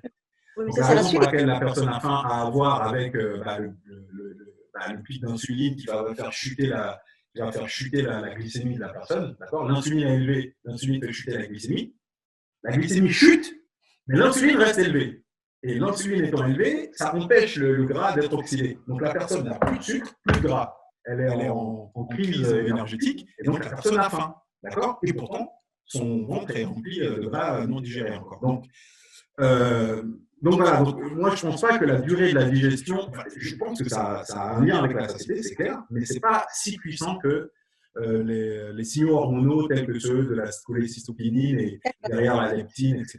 Mais bon, ça va prendre pas mal de temps de rentrer dans ces détails-là, mais bon, j'espère que j'ai répondu un peu à la question. Il y avait Daniel aussi qui posait une question, alors je vais remettre mon haut-parleur, ça c'est un peu parce que chaque fois je suis obligée de… Voilà. En fait, moi, c'était pas… Il souhaitait poser une question. Oui, en fait, moi, c'était pas vraiment une question. En fait, c'est juste quand Deji parlait tout à l'heure, il disait que est-ce qu'il y a des personnes qui sont capables de prendre des 6 œufs en fait, moi, je répondais à la question qu'il posait. Donc, moi, c'était juste ça. En fait, j'avais levé la main pour ça. Ah. Mais normalement, je suis aussi capable de manger un donut, ça, donc il n'y a pas de souci. Oui. Non, c'est clair. Mais donc, j'aurais dû poser la question que j'ai posée. Tu peux manger les deux. La question que je l'ai posée vraiment aux parents, c'est dans quel cas pensez-vous qu'un humain aura faim le plus rapidement? Après un donut ou après 6 œufs? C'est quoi la question? Quand est-ce que vous pensez que vous aurez faim le plus rapidement? Après un donut ou après 6 œufs? Clairement, c'est après un donut, c'est sûr. Pardon? Pour moi, c'est après un donut. Voilà, c'est après le donut. Et pourtant, les deux, c'est 500 calories. Donc, on est d'accord que voilà, les calories, je ne dis pas que ça ne sert à rien, mais voilà, une fois qu'on a parlé de calories, on a parlé de d'accord. Ok, donc je pense qu'il y a une question. Aussi, Maria, je ne sais pas si Maria, tu as toujours ta question? Non, mais je voulais savoir si c'était un donut. Ah, elle pose la question, qu'est-ce que c'était qu'un donut? Ah, ça c'est une bonne question, Maria. Non, mais c'est rien, c'est pas. C'est un beignet. C'est un beignet. C'est vraiment. C'est bien de ne pas connaître le donut. Un beignet sucré. Voilà, un beignet américain, c'est que du sucre et de l'huile. C'est pour ça que je ne connais pas. Voilà, c'est ça. Voilà. Ça, c'est une bonne observation. Il faudrait peut-être changer pas mal de donut, peut-être un autre truc. Bon. Tu peux poursuivre. Ok. Donc ça, c'était la théorie de Simpson et Oppenheimer. En dessous de 15% de protéines, on est incapable quasiment, enfin incapable, c'est très difficile de contrôler sa satiété et plus la quantité de protéines augmente, plus la satiété va augmenter. Mais vous savez quoi? Comme dans toute chose, toute chose en biologie, il y a toujours un moment où trop, c'est pas bon, d'accord? Donc, moi, je parle jamais du trop, c'est pas bon, parce que c'est une tautologie, quoi, quelque part. Comment on dit que quelque chose, c'est trop? Ben, c'est quand ça devient pas bon. Donc, il y a toujours, et moi, je ne suis pas en train de dire qu'il faut manger que des protéines, ou que du gras, ou que du sucre, ou pas de sucre, pas de… Non, pas. Mais il faut savoir que, voilà, si on augmente le niveau de protéines, on va augmenter le niveau de satiété et on va baisser la quantité totale de calories qu'on mange, d'accord? Et ça, c'est hyper, je veux dire, c'est pas dans le, c'est pas, vous l'entendrez rarement à la télé, ça, voilà, dit comme ça à la télé ou dans les journaux, etc. Je pense qu'il y a certains nutritionnistes qui commencent à le… Voilà. Donc je continue. Donc quelles sont les conséquences de la théorie de Simpson et Oppenheimer? Conséquences intéressantes. Bon, maintenant, il faut avoir de l'empathie, d'accord? L'empathie, ça veut dire quoi? Ça veut dire se mettre à la place de l'autre, ok? Ça ne veut pas dire être gentil, hein, c'est juste se mettre à la place de l'autre. Donc, il faut avoir de l'empathie à l'égard de l'industriel de l'agroalimentaire. Il faut se mettre de son point de vue. D'accord ? Les protéines aujourd'hui, les protéines quelles qu'elles soient, elles sont beaucoup moins rentables à produire que le carburant. Parce que les protéines, ça coûte cher à produire. Je vous disais tout à l'heure que pour accumuler de la protéine, il fallait monter dans les niveaux trophiques. Si on veut fabriquer de la protéine de qualité, de qualité et en quantité, il faut monter dans le niveau de protéines, dans le niveau trophique. D'accord ? Donc, il faut faire de l'élevage. Donc, il faut des humains. C'est cher en main-d'œuvre. D'accord ? Ça coûte cher en main-d'œuvre, les protéines. Et donc, et en plus, ça se gâte. C'est-à-dire que c'est dur à se conserver. A contrario, les carburants, on met juste des plantes dans le sol. D'accord ? On tue les bactéries du sol, on met des pesticides, etc. Les plantes ont vachement moins besoin des bactéries. Les bactéries, souvenez-vous, c'est pour les nitrates et tout ça, c'est pour les protéines. Donc, si vous voulez fabriquer que du carburant, donc du sucre et de l'huile, On met des plantes dans le sol. Les plantes, elles récupèrent de l'énergie solaire gratuite. L'énergie provient du soleil, l'eau du sol, les minéraux du sol, le CO2 de l'air. On fait plein de CO2, on a des voitures, les CO2, on en a plein. Avec ça, on fabrique de l'énergie, donc du carburant, donc du sucre et du gras. Le sucre et le gras, ça ne se gâte pas. Ça se stocke pendant des dizaines, des vingtaines, je sais pas moi, des cinquantaines d'années. On peut le revendre in extenso. Et donc, du point de vue de l'industriel, vendre des carburants, c'est ça qui est cool. Donc, l'industriel, il va vous vendre des pizzas. Vous voyez, là, 95% des restaurants, des machins, des trucs pour vendre de la bouffe, c'est de la vente de carburant. Vous pensez on pense que quand on achète du carburant, c'est quand on va à la station essence pour la voiture. Mais en fait, non, c'est quand on va au resto, en fait, c'est de la revente de carburant. C'est ça. Et vous allez dans un magasin, vous pouvez faire l'expérience. Vous regardez les prix d'un magasin de bouffe, vous regardez les prix de tout ce qui vous entoure. Plus il y a de protéines, plus c'est cher. D'accord? Le pire, c'est quand on va chez le boucher. Là, on tombe dans les vapes. Tout est cher chez le boucher. C'est que des protéines. Et donc ça, pour l'industriel de l'agroalimentaire, c'est pas bien parce que lui, il veut quelque chose qui est pas cher et il te le vend cher. D'accord? C'est pour ça que les industriels de l'agroalimentaire, ils sont vachement pour le véganisme. Ils adorent les choses véganes.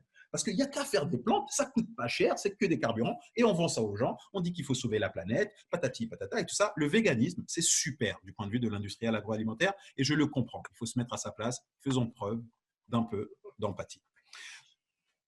Gaudji, je me t'interromps, il y a Clarisse qui avait une question à poser, alors attends.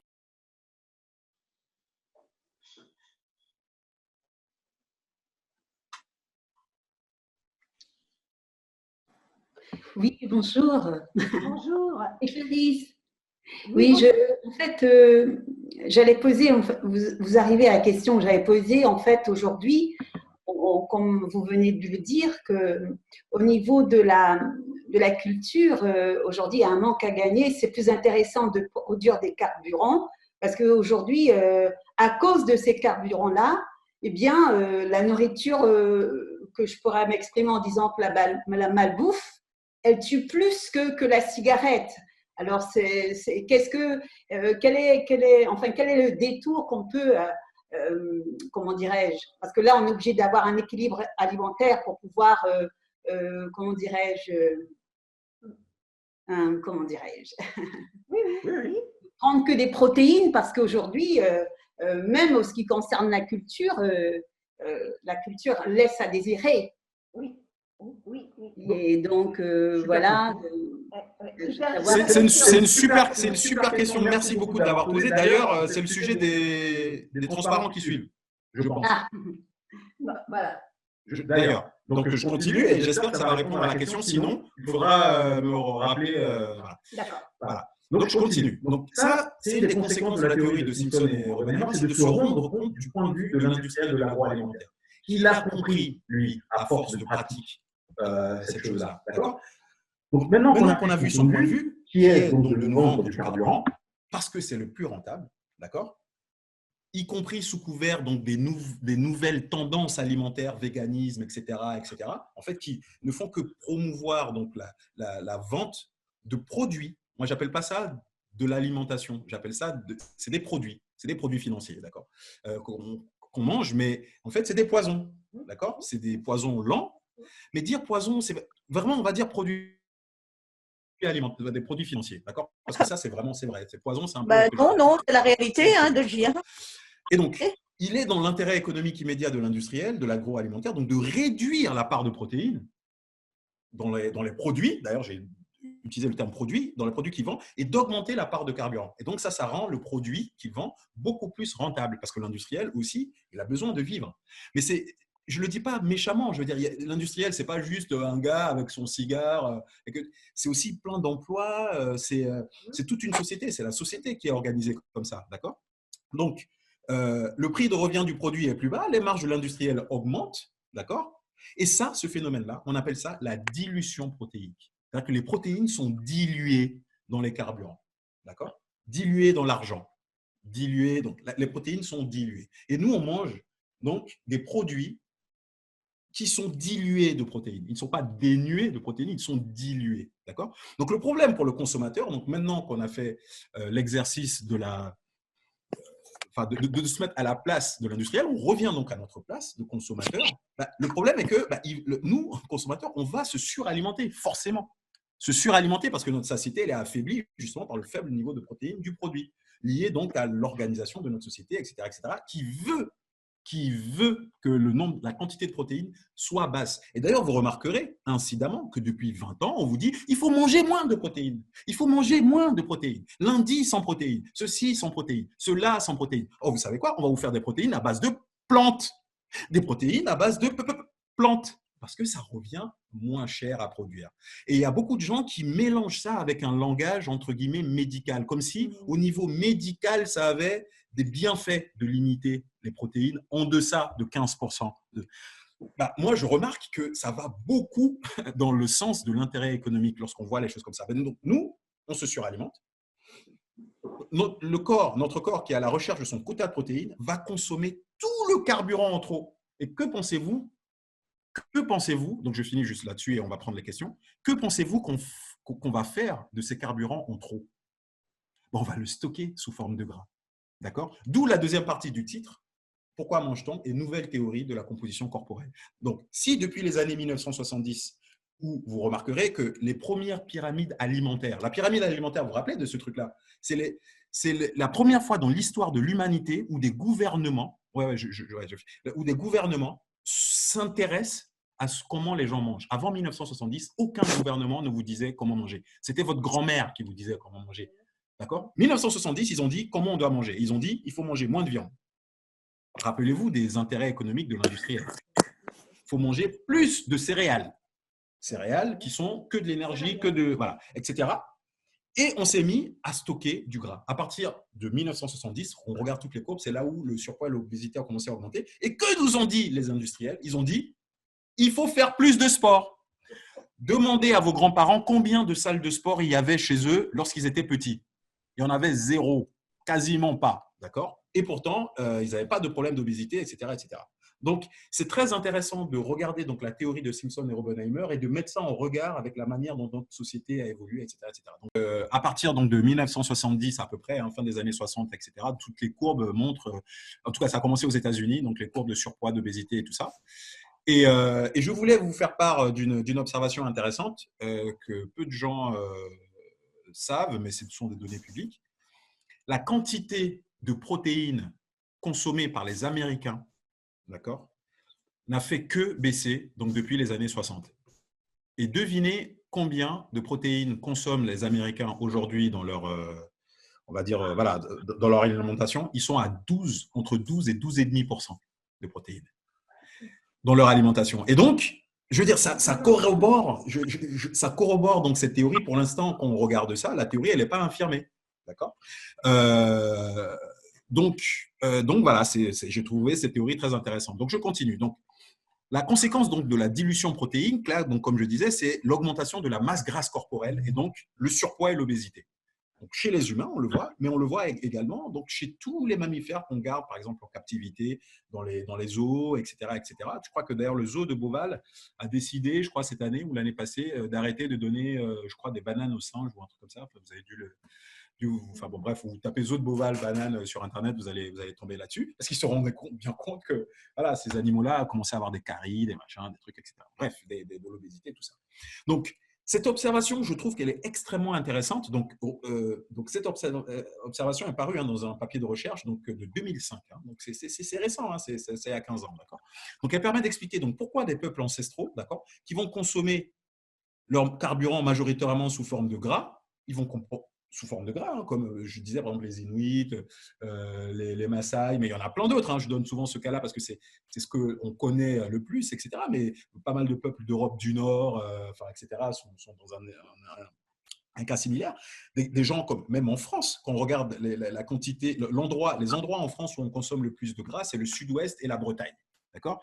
Et bien, accessoirement, ce sont également les endroits où il y a le moins de surpoids d'obésité, où il y a le moins de maladies cardiovasculaires, soit dit en passant. Donc, ça, pareil, ce sont des données qui sont faciles à vérifier.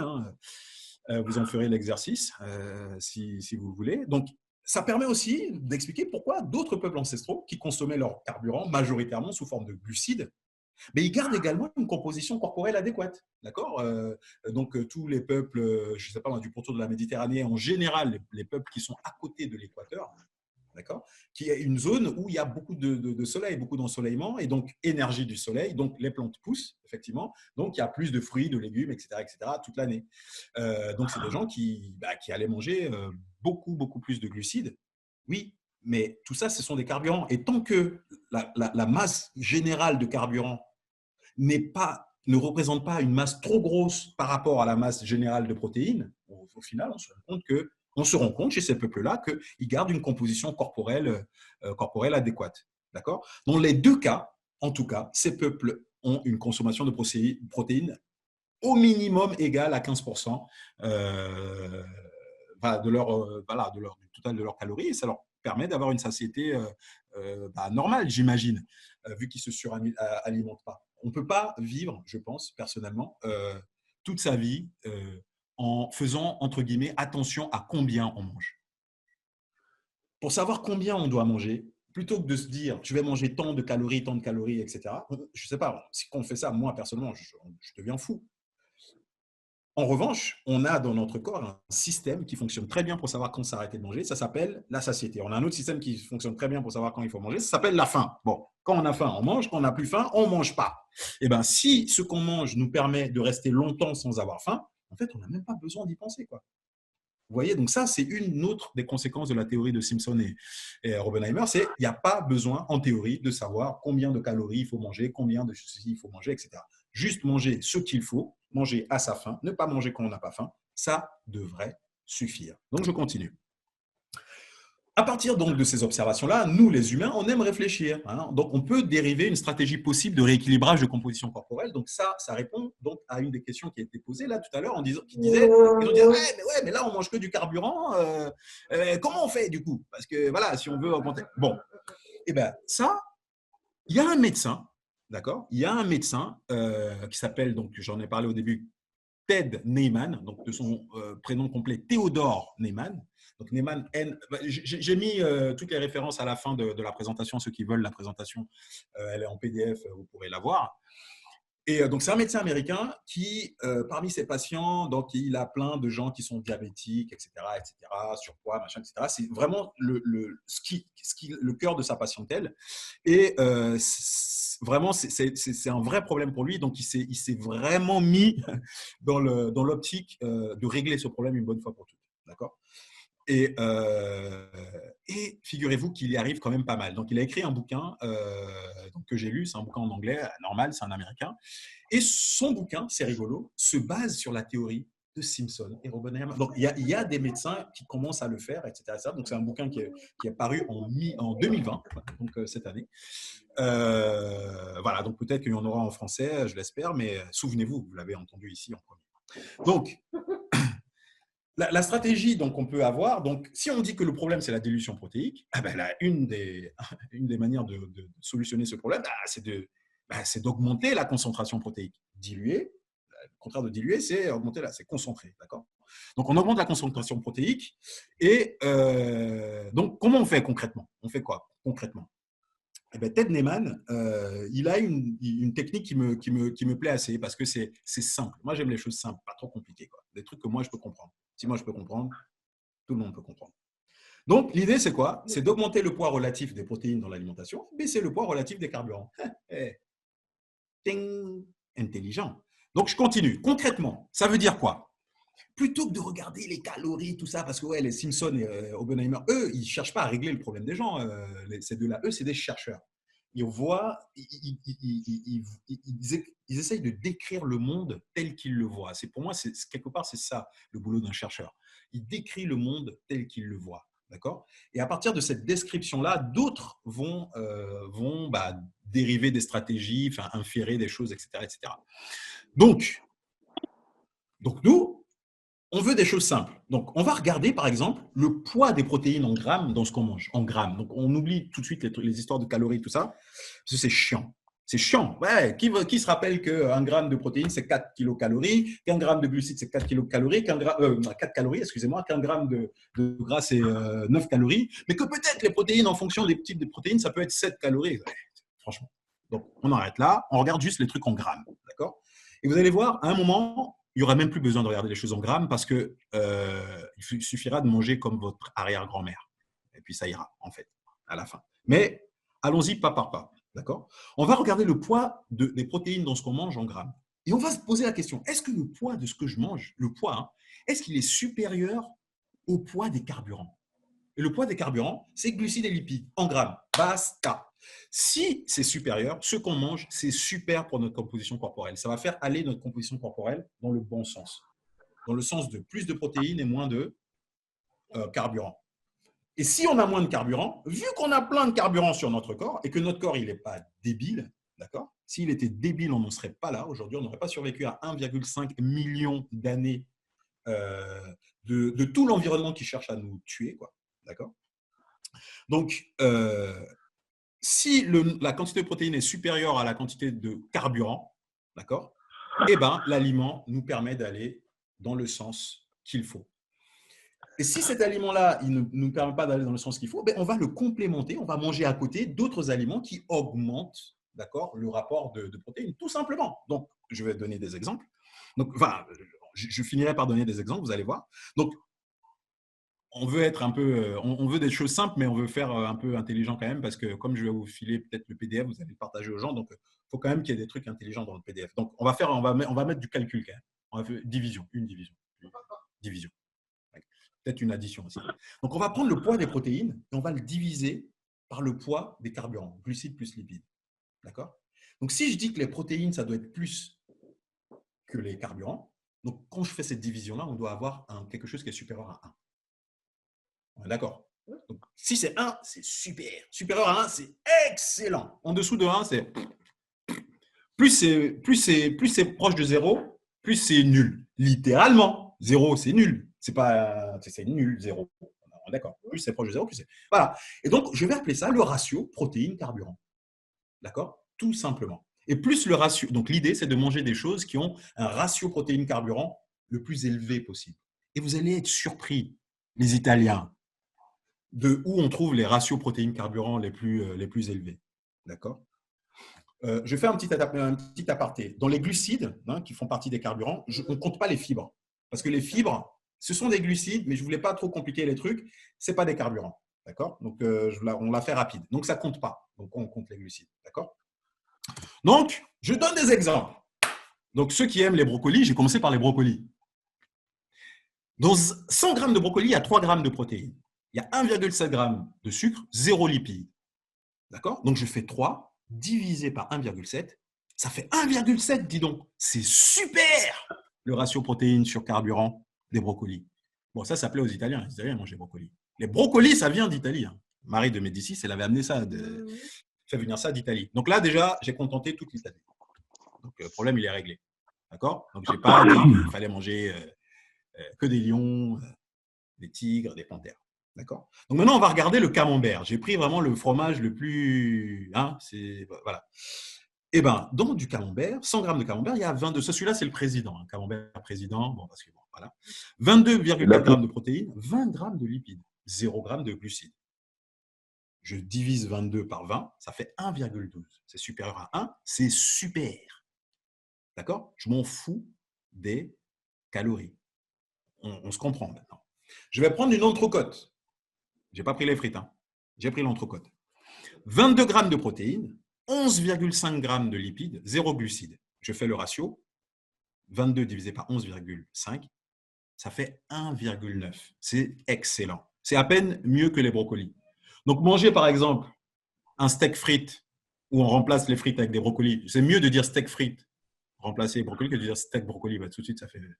Ou haricots verts, enfin, je ne sais pas. En fait, c'est excellent pour ce ratio-là. Donc, vous voyez, ça donne des choses assez simples. Donc, concrètement, l'autre idée à garder en tête, c'est lorsqu'on va manger un organisme vivant qui provient d'un truc, plus on va manger l'organisme en entier, plus le ratio, il est correct, parce que la nature fait les ratios correctement, quoi. Donc, je donne un exemple, quelqu'un qui va manger, je ne sais pas moi, une moule ou des huîtres, donc c'est l'organisme en entier, c'est les meilleurs ratios protéines sur carburant, les meilleurs qui existent. Donc, il n'y a pas besoin de faire des calculs. Il faut juste se dire, est-ce que je prends l'organisme que je vais manger, parce qu'on mange tous des organismes, dans son entièreté, oui ou non?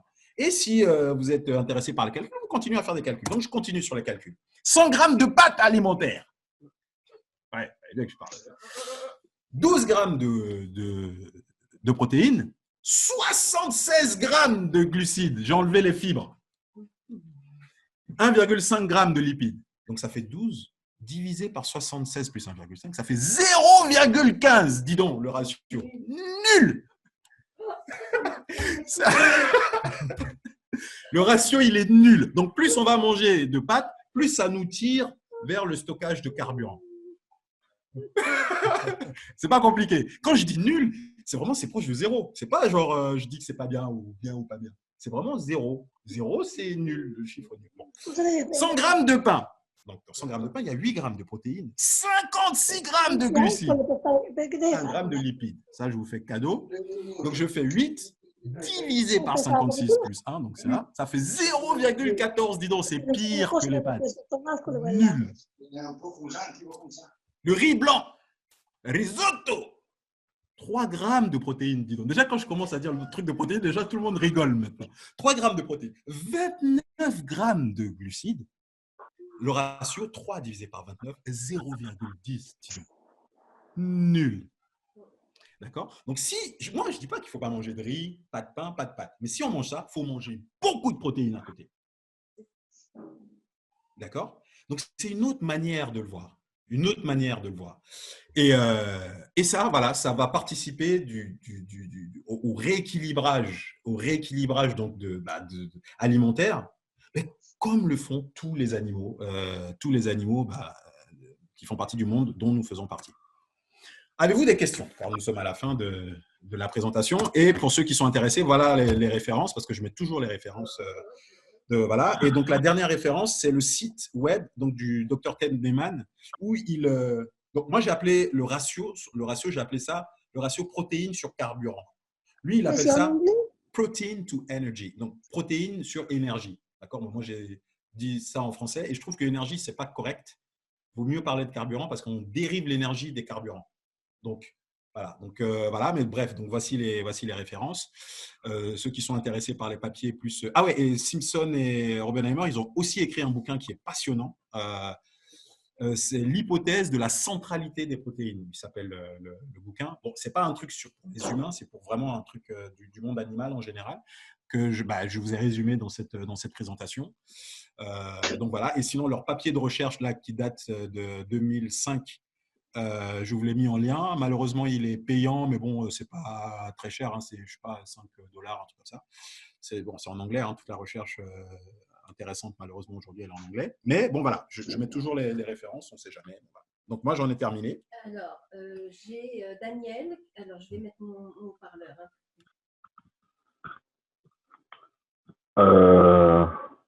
Allô?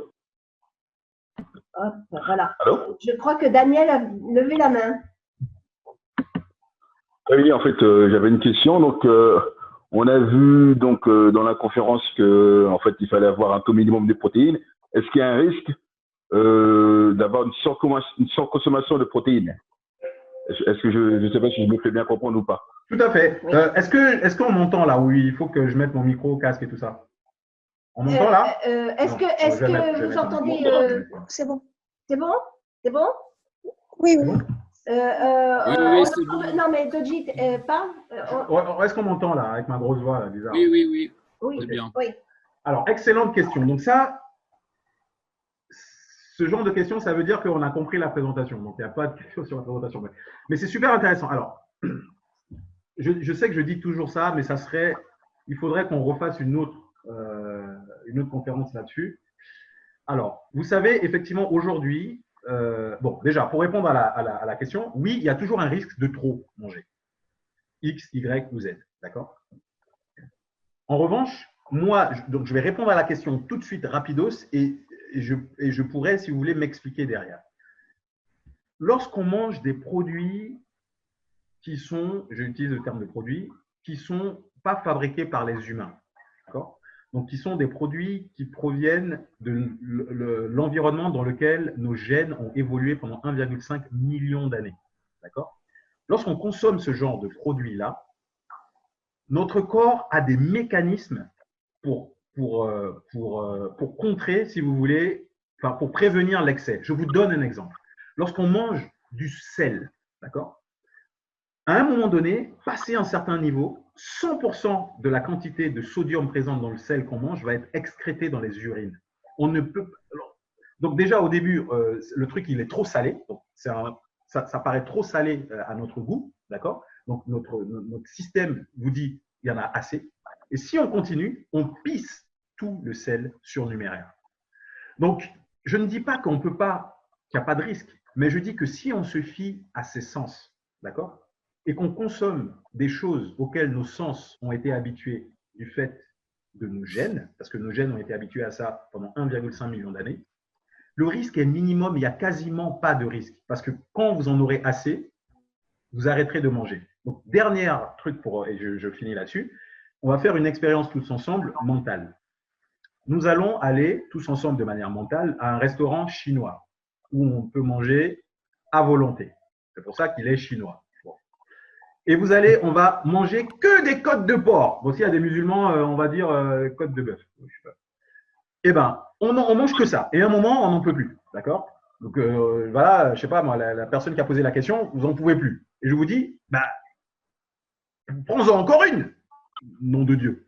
Et à un moment donné, vous allez dire, j'en peux plus, je ne peux plus. Ok, j'accepte. Et là, je vais vous dire, on prend un peu de gâteau.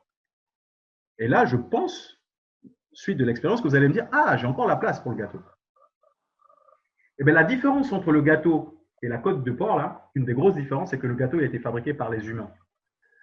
Et donc, les signaux que notre corps il va détecter les nutriments, par exemple les protéines, etc., qui sont dans ce qu'on mange. Et dans le gâteau, en fait, on a baissé tout ça. On a fabriqué le gâteau exprès pour qu'on puisse en manger beaucoup. Donc, si on mange que des choses qui ne sont pas des gâteaux, des choses comme, je ne sais pas moi, de la viande, des œufs, du poisson, je sais pas moi, des brocolis, des machins, je pense que trop en manger, c'est extrêmement difficile.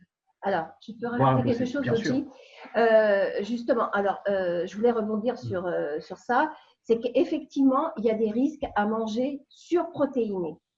Ce qui veut dire, ce que disait Doji, c'est qu'effectivement, du moment qu'on se cantonne aux aliments qui sont fabriqués par la nature, il n'y a pas de risque potentiel parce qu'il faut savoir que les protéines sont très difficiles à digérer par le rein, à évacuer par le rein, et ça fatigue énormément le système rénal.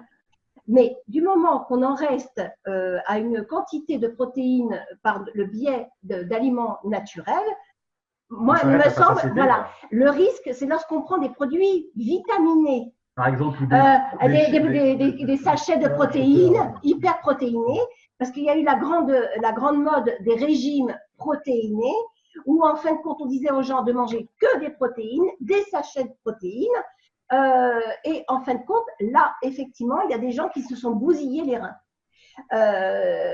Oui, mais ils n'ont pas mangé de la nourriture. Mais en fait, ils n'ont pas mangé de nourriture. Ils n'ont pas mangé équilibré. Ils n'ont pas mangé de nourriture. C'est même pas, c'était pas de la nourriture. Non, mais ça venait des fois en supplément. C'est-à-dire que moi, je connais des gens, par exemple, des gens qui faisaient de la muscu. J'ai connu des gens qui faisaient de la muscu, qui mangent normalement de la nourriture, mais qui en plus de ça, oui, mais ça, c'est pas de la nourriture, justement. Voilà, du surplus. Et là était le danger. Voilà, mais c'est pas de la nourriture. Non. On a défini c'était quoi la nourriture. Voilà, c'est ça. Donc, est-ce que ça répond à la question? Oui, tout à fait. Bon. Et je voulais aussi donner un… Bon, non, je dis rien. Peut-être que ça va venir dans une autre question. Peu importe. Il faut laisser parler les autres, j'ai beaucoup parlé. Voilà. Alors, attends, il y a encore une main levée. J'ai vu encore une main levée. Ah, ben, c'est Daniel qui a toujours la main. Bon, non, je ne vois plus de main levée. Si, je voulais…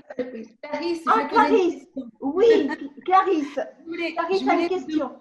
Oui, je voulais vous demander que pensez-vous du manger vivant? Ce que moi, j'en pense. Oui. Moi, comme d'habitude, ça paraît pas comme ça quand on m'écoute, mais je suis extrêmement modéré, moi.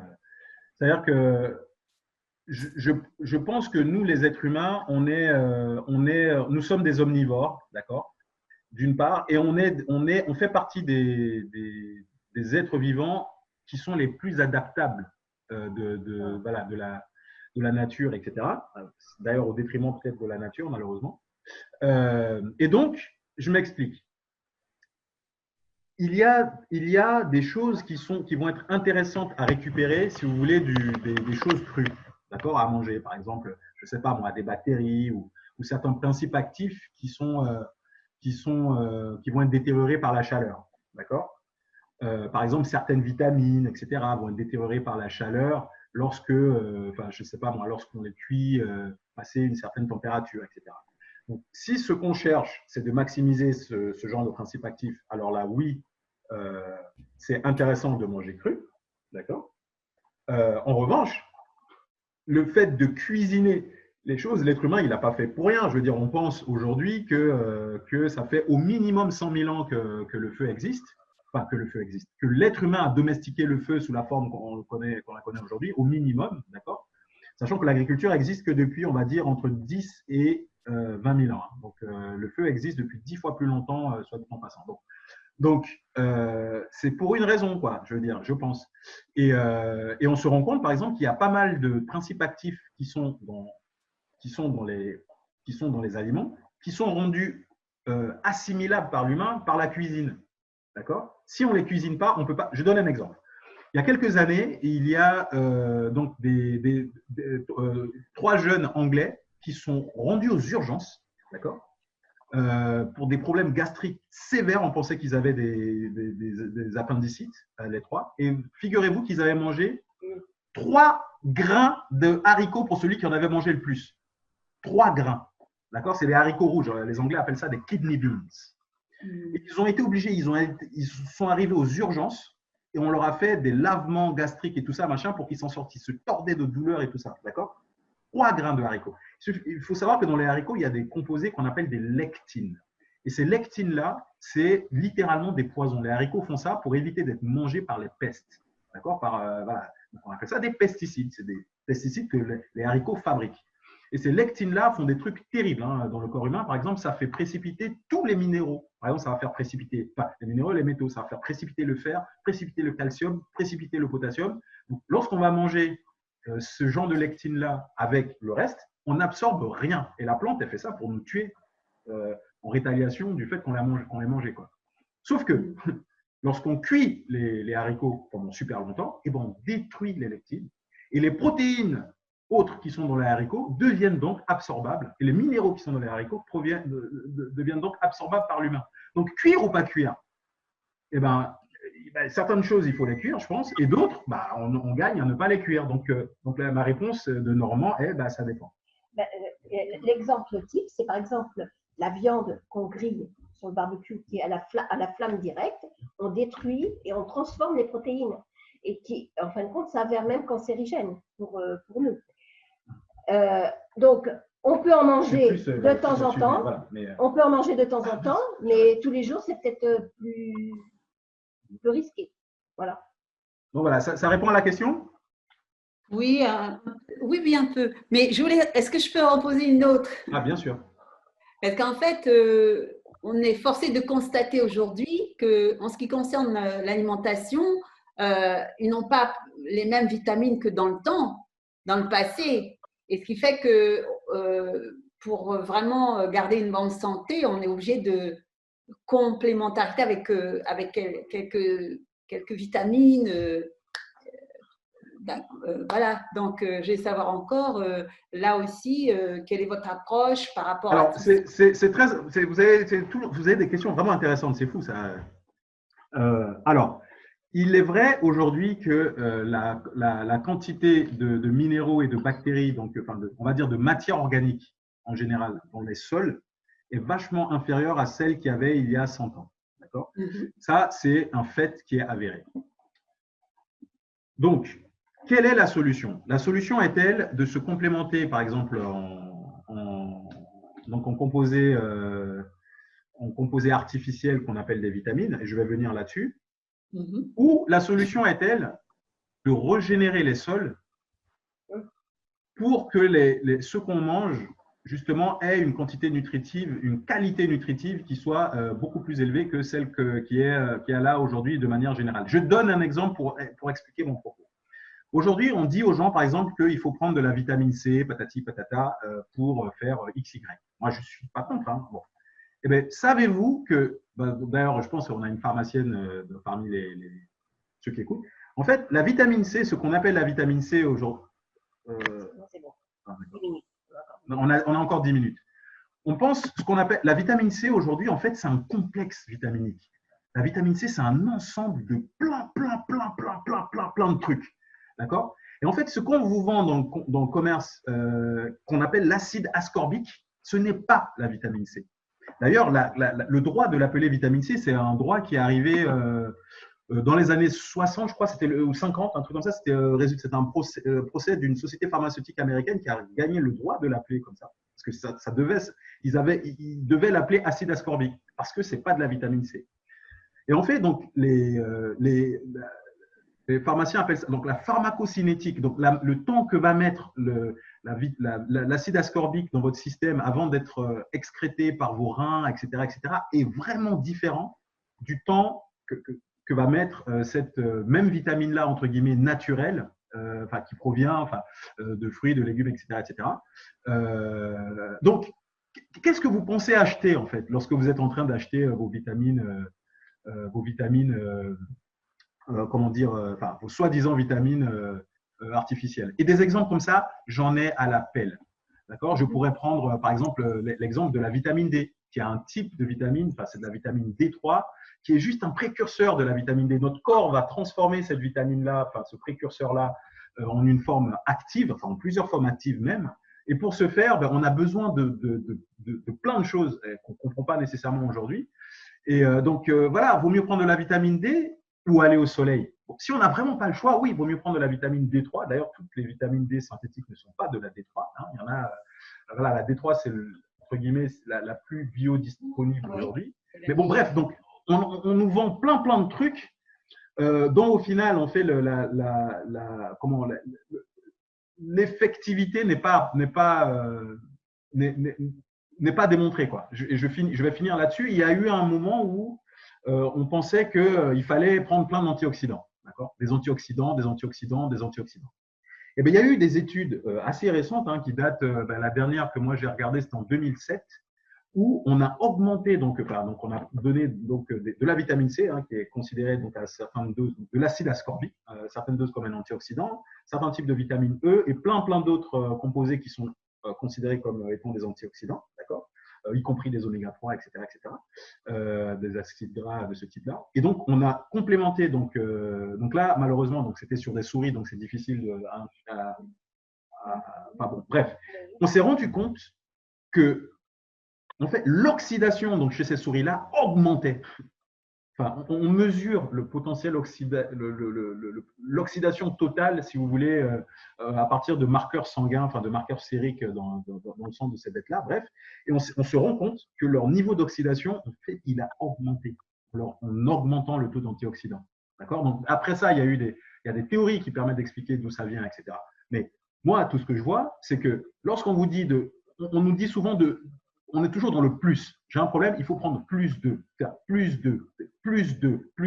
Eh bien, ce n'est pas nécessairement efficace, effectif lorsqu'on fait des tests, lorsqu'on va vraiment voir si ça a un effet, le plus de. Souvent, au moins de, enlever des choses, d'accord, qui vont être des poisons, qui vont être, etc., va être beaucoup plus effectif parce que le corps humain va savoir, va prendre le temps de se réparer, etc., que toujours vouloir ajouter du plus de. Et donc, pour finir là-dessus, moi, ce que moi je fais, c'est je préfère, par exemple, manger des fruits et des saisons, s'il s'agit de fruits et de saison, de fruits et légumes, en saison et locaux, qui proviennent de gens d'à côté, d'accord, qui n'ont pas fait des milliers et des milliers de kilomètres, parce que pour faire des milliers et des milliers de kilomètres, il faut les conserver, donc on met des conservateurs, etc. Donc, il faut les avoir récoltés avant terme, d'accord ? Donc, ça a passé moins de temps dans le sol, etc. Donc, plutôt que de manger des bananes quand c'est la période des pommes, il vaut mieux manger des pommes qui viennent d'ici. Et je mangerai des bananes lorsque j'irai voir mes parents en Afrique. etc., etc. Donc, ce genre de stratégie-là, je trouve, va avoir un impact beaucoup plus certain que d'aller acheter des pilules dont je ne connais même pas. Enfin, voilà, je ne sais pas ce qu'il y a dans ces pilules au final. Voilà. Okay. En fait, bon, ça va se terminer, donc je ne vais pas insister, mais je vous assure que c'est intéressant et j'aimerais bien avoir une autre discussion avec vous là-dessus. Parce que c'est vrai que je reconnais, vaut mieux enrichir le sol pour que ça produise des fruits, mais tout le monde n'a pas cette possibilité de le faire.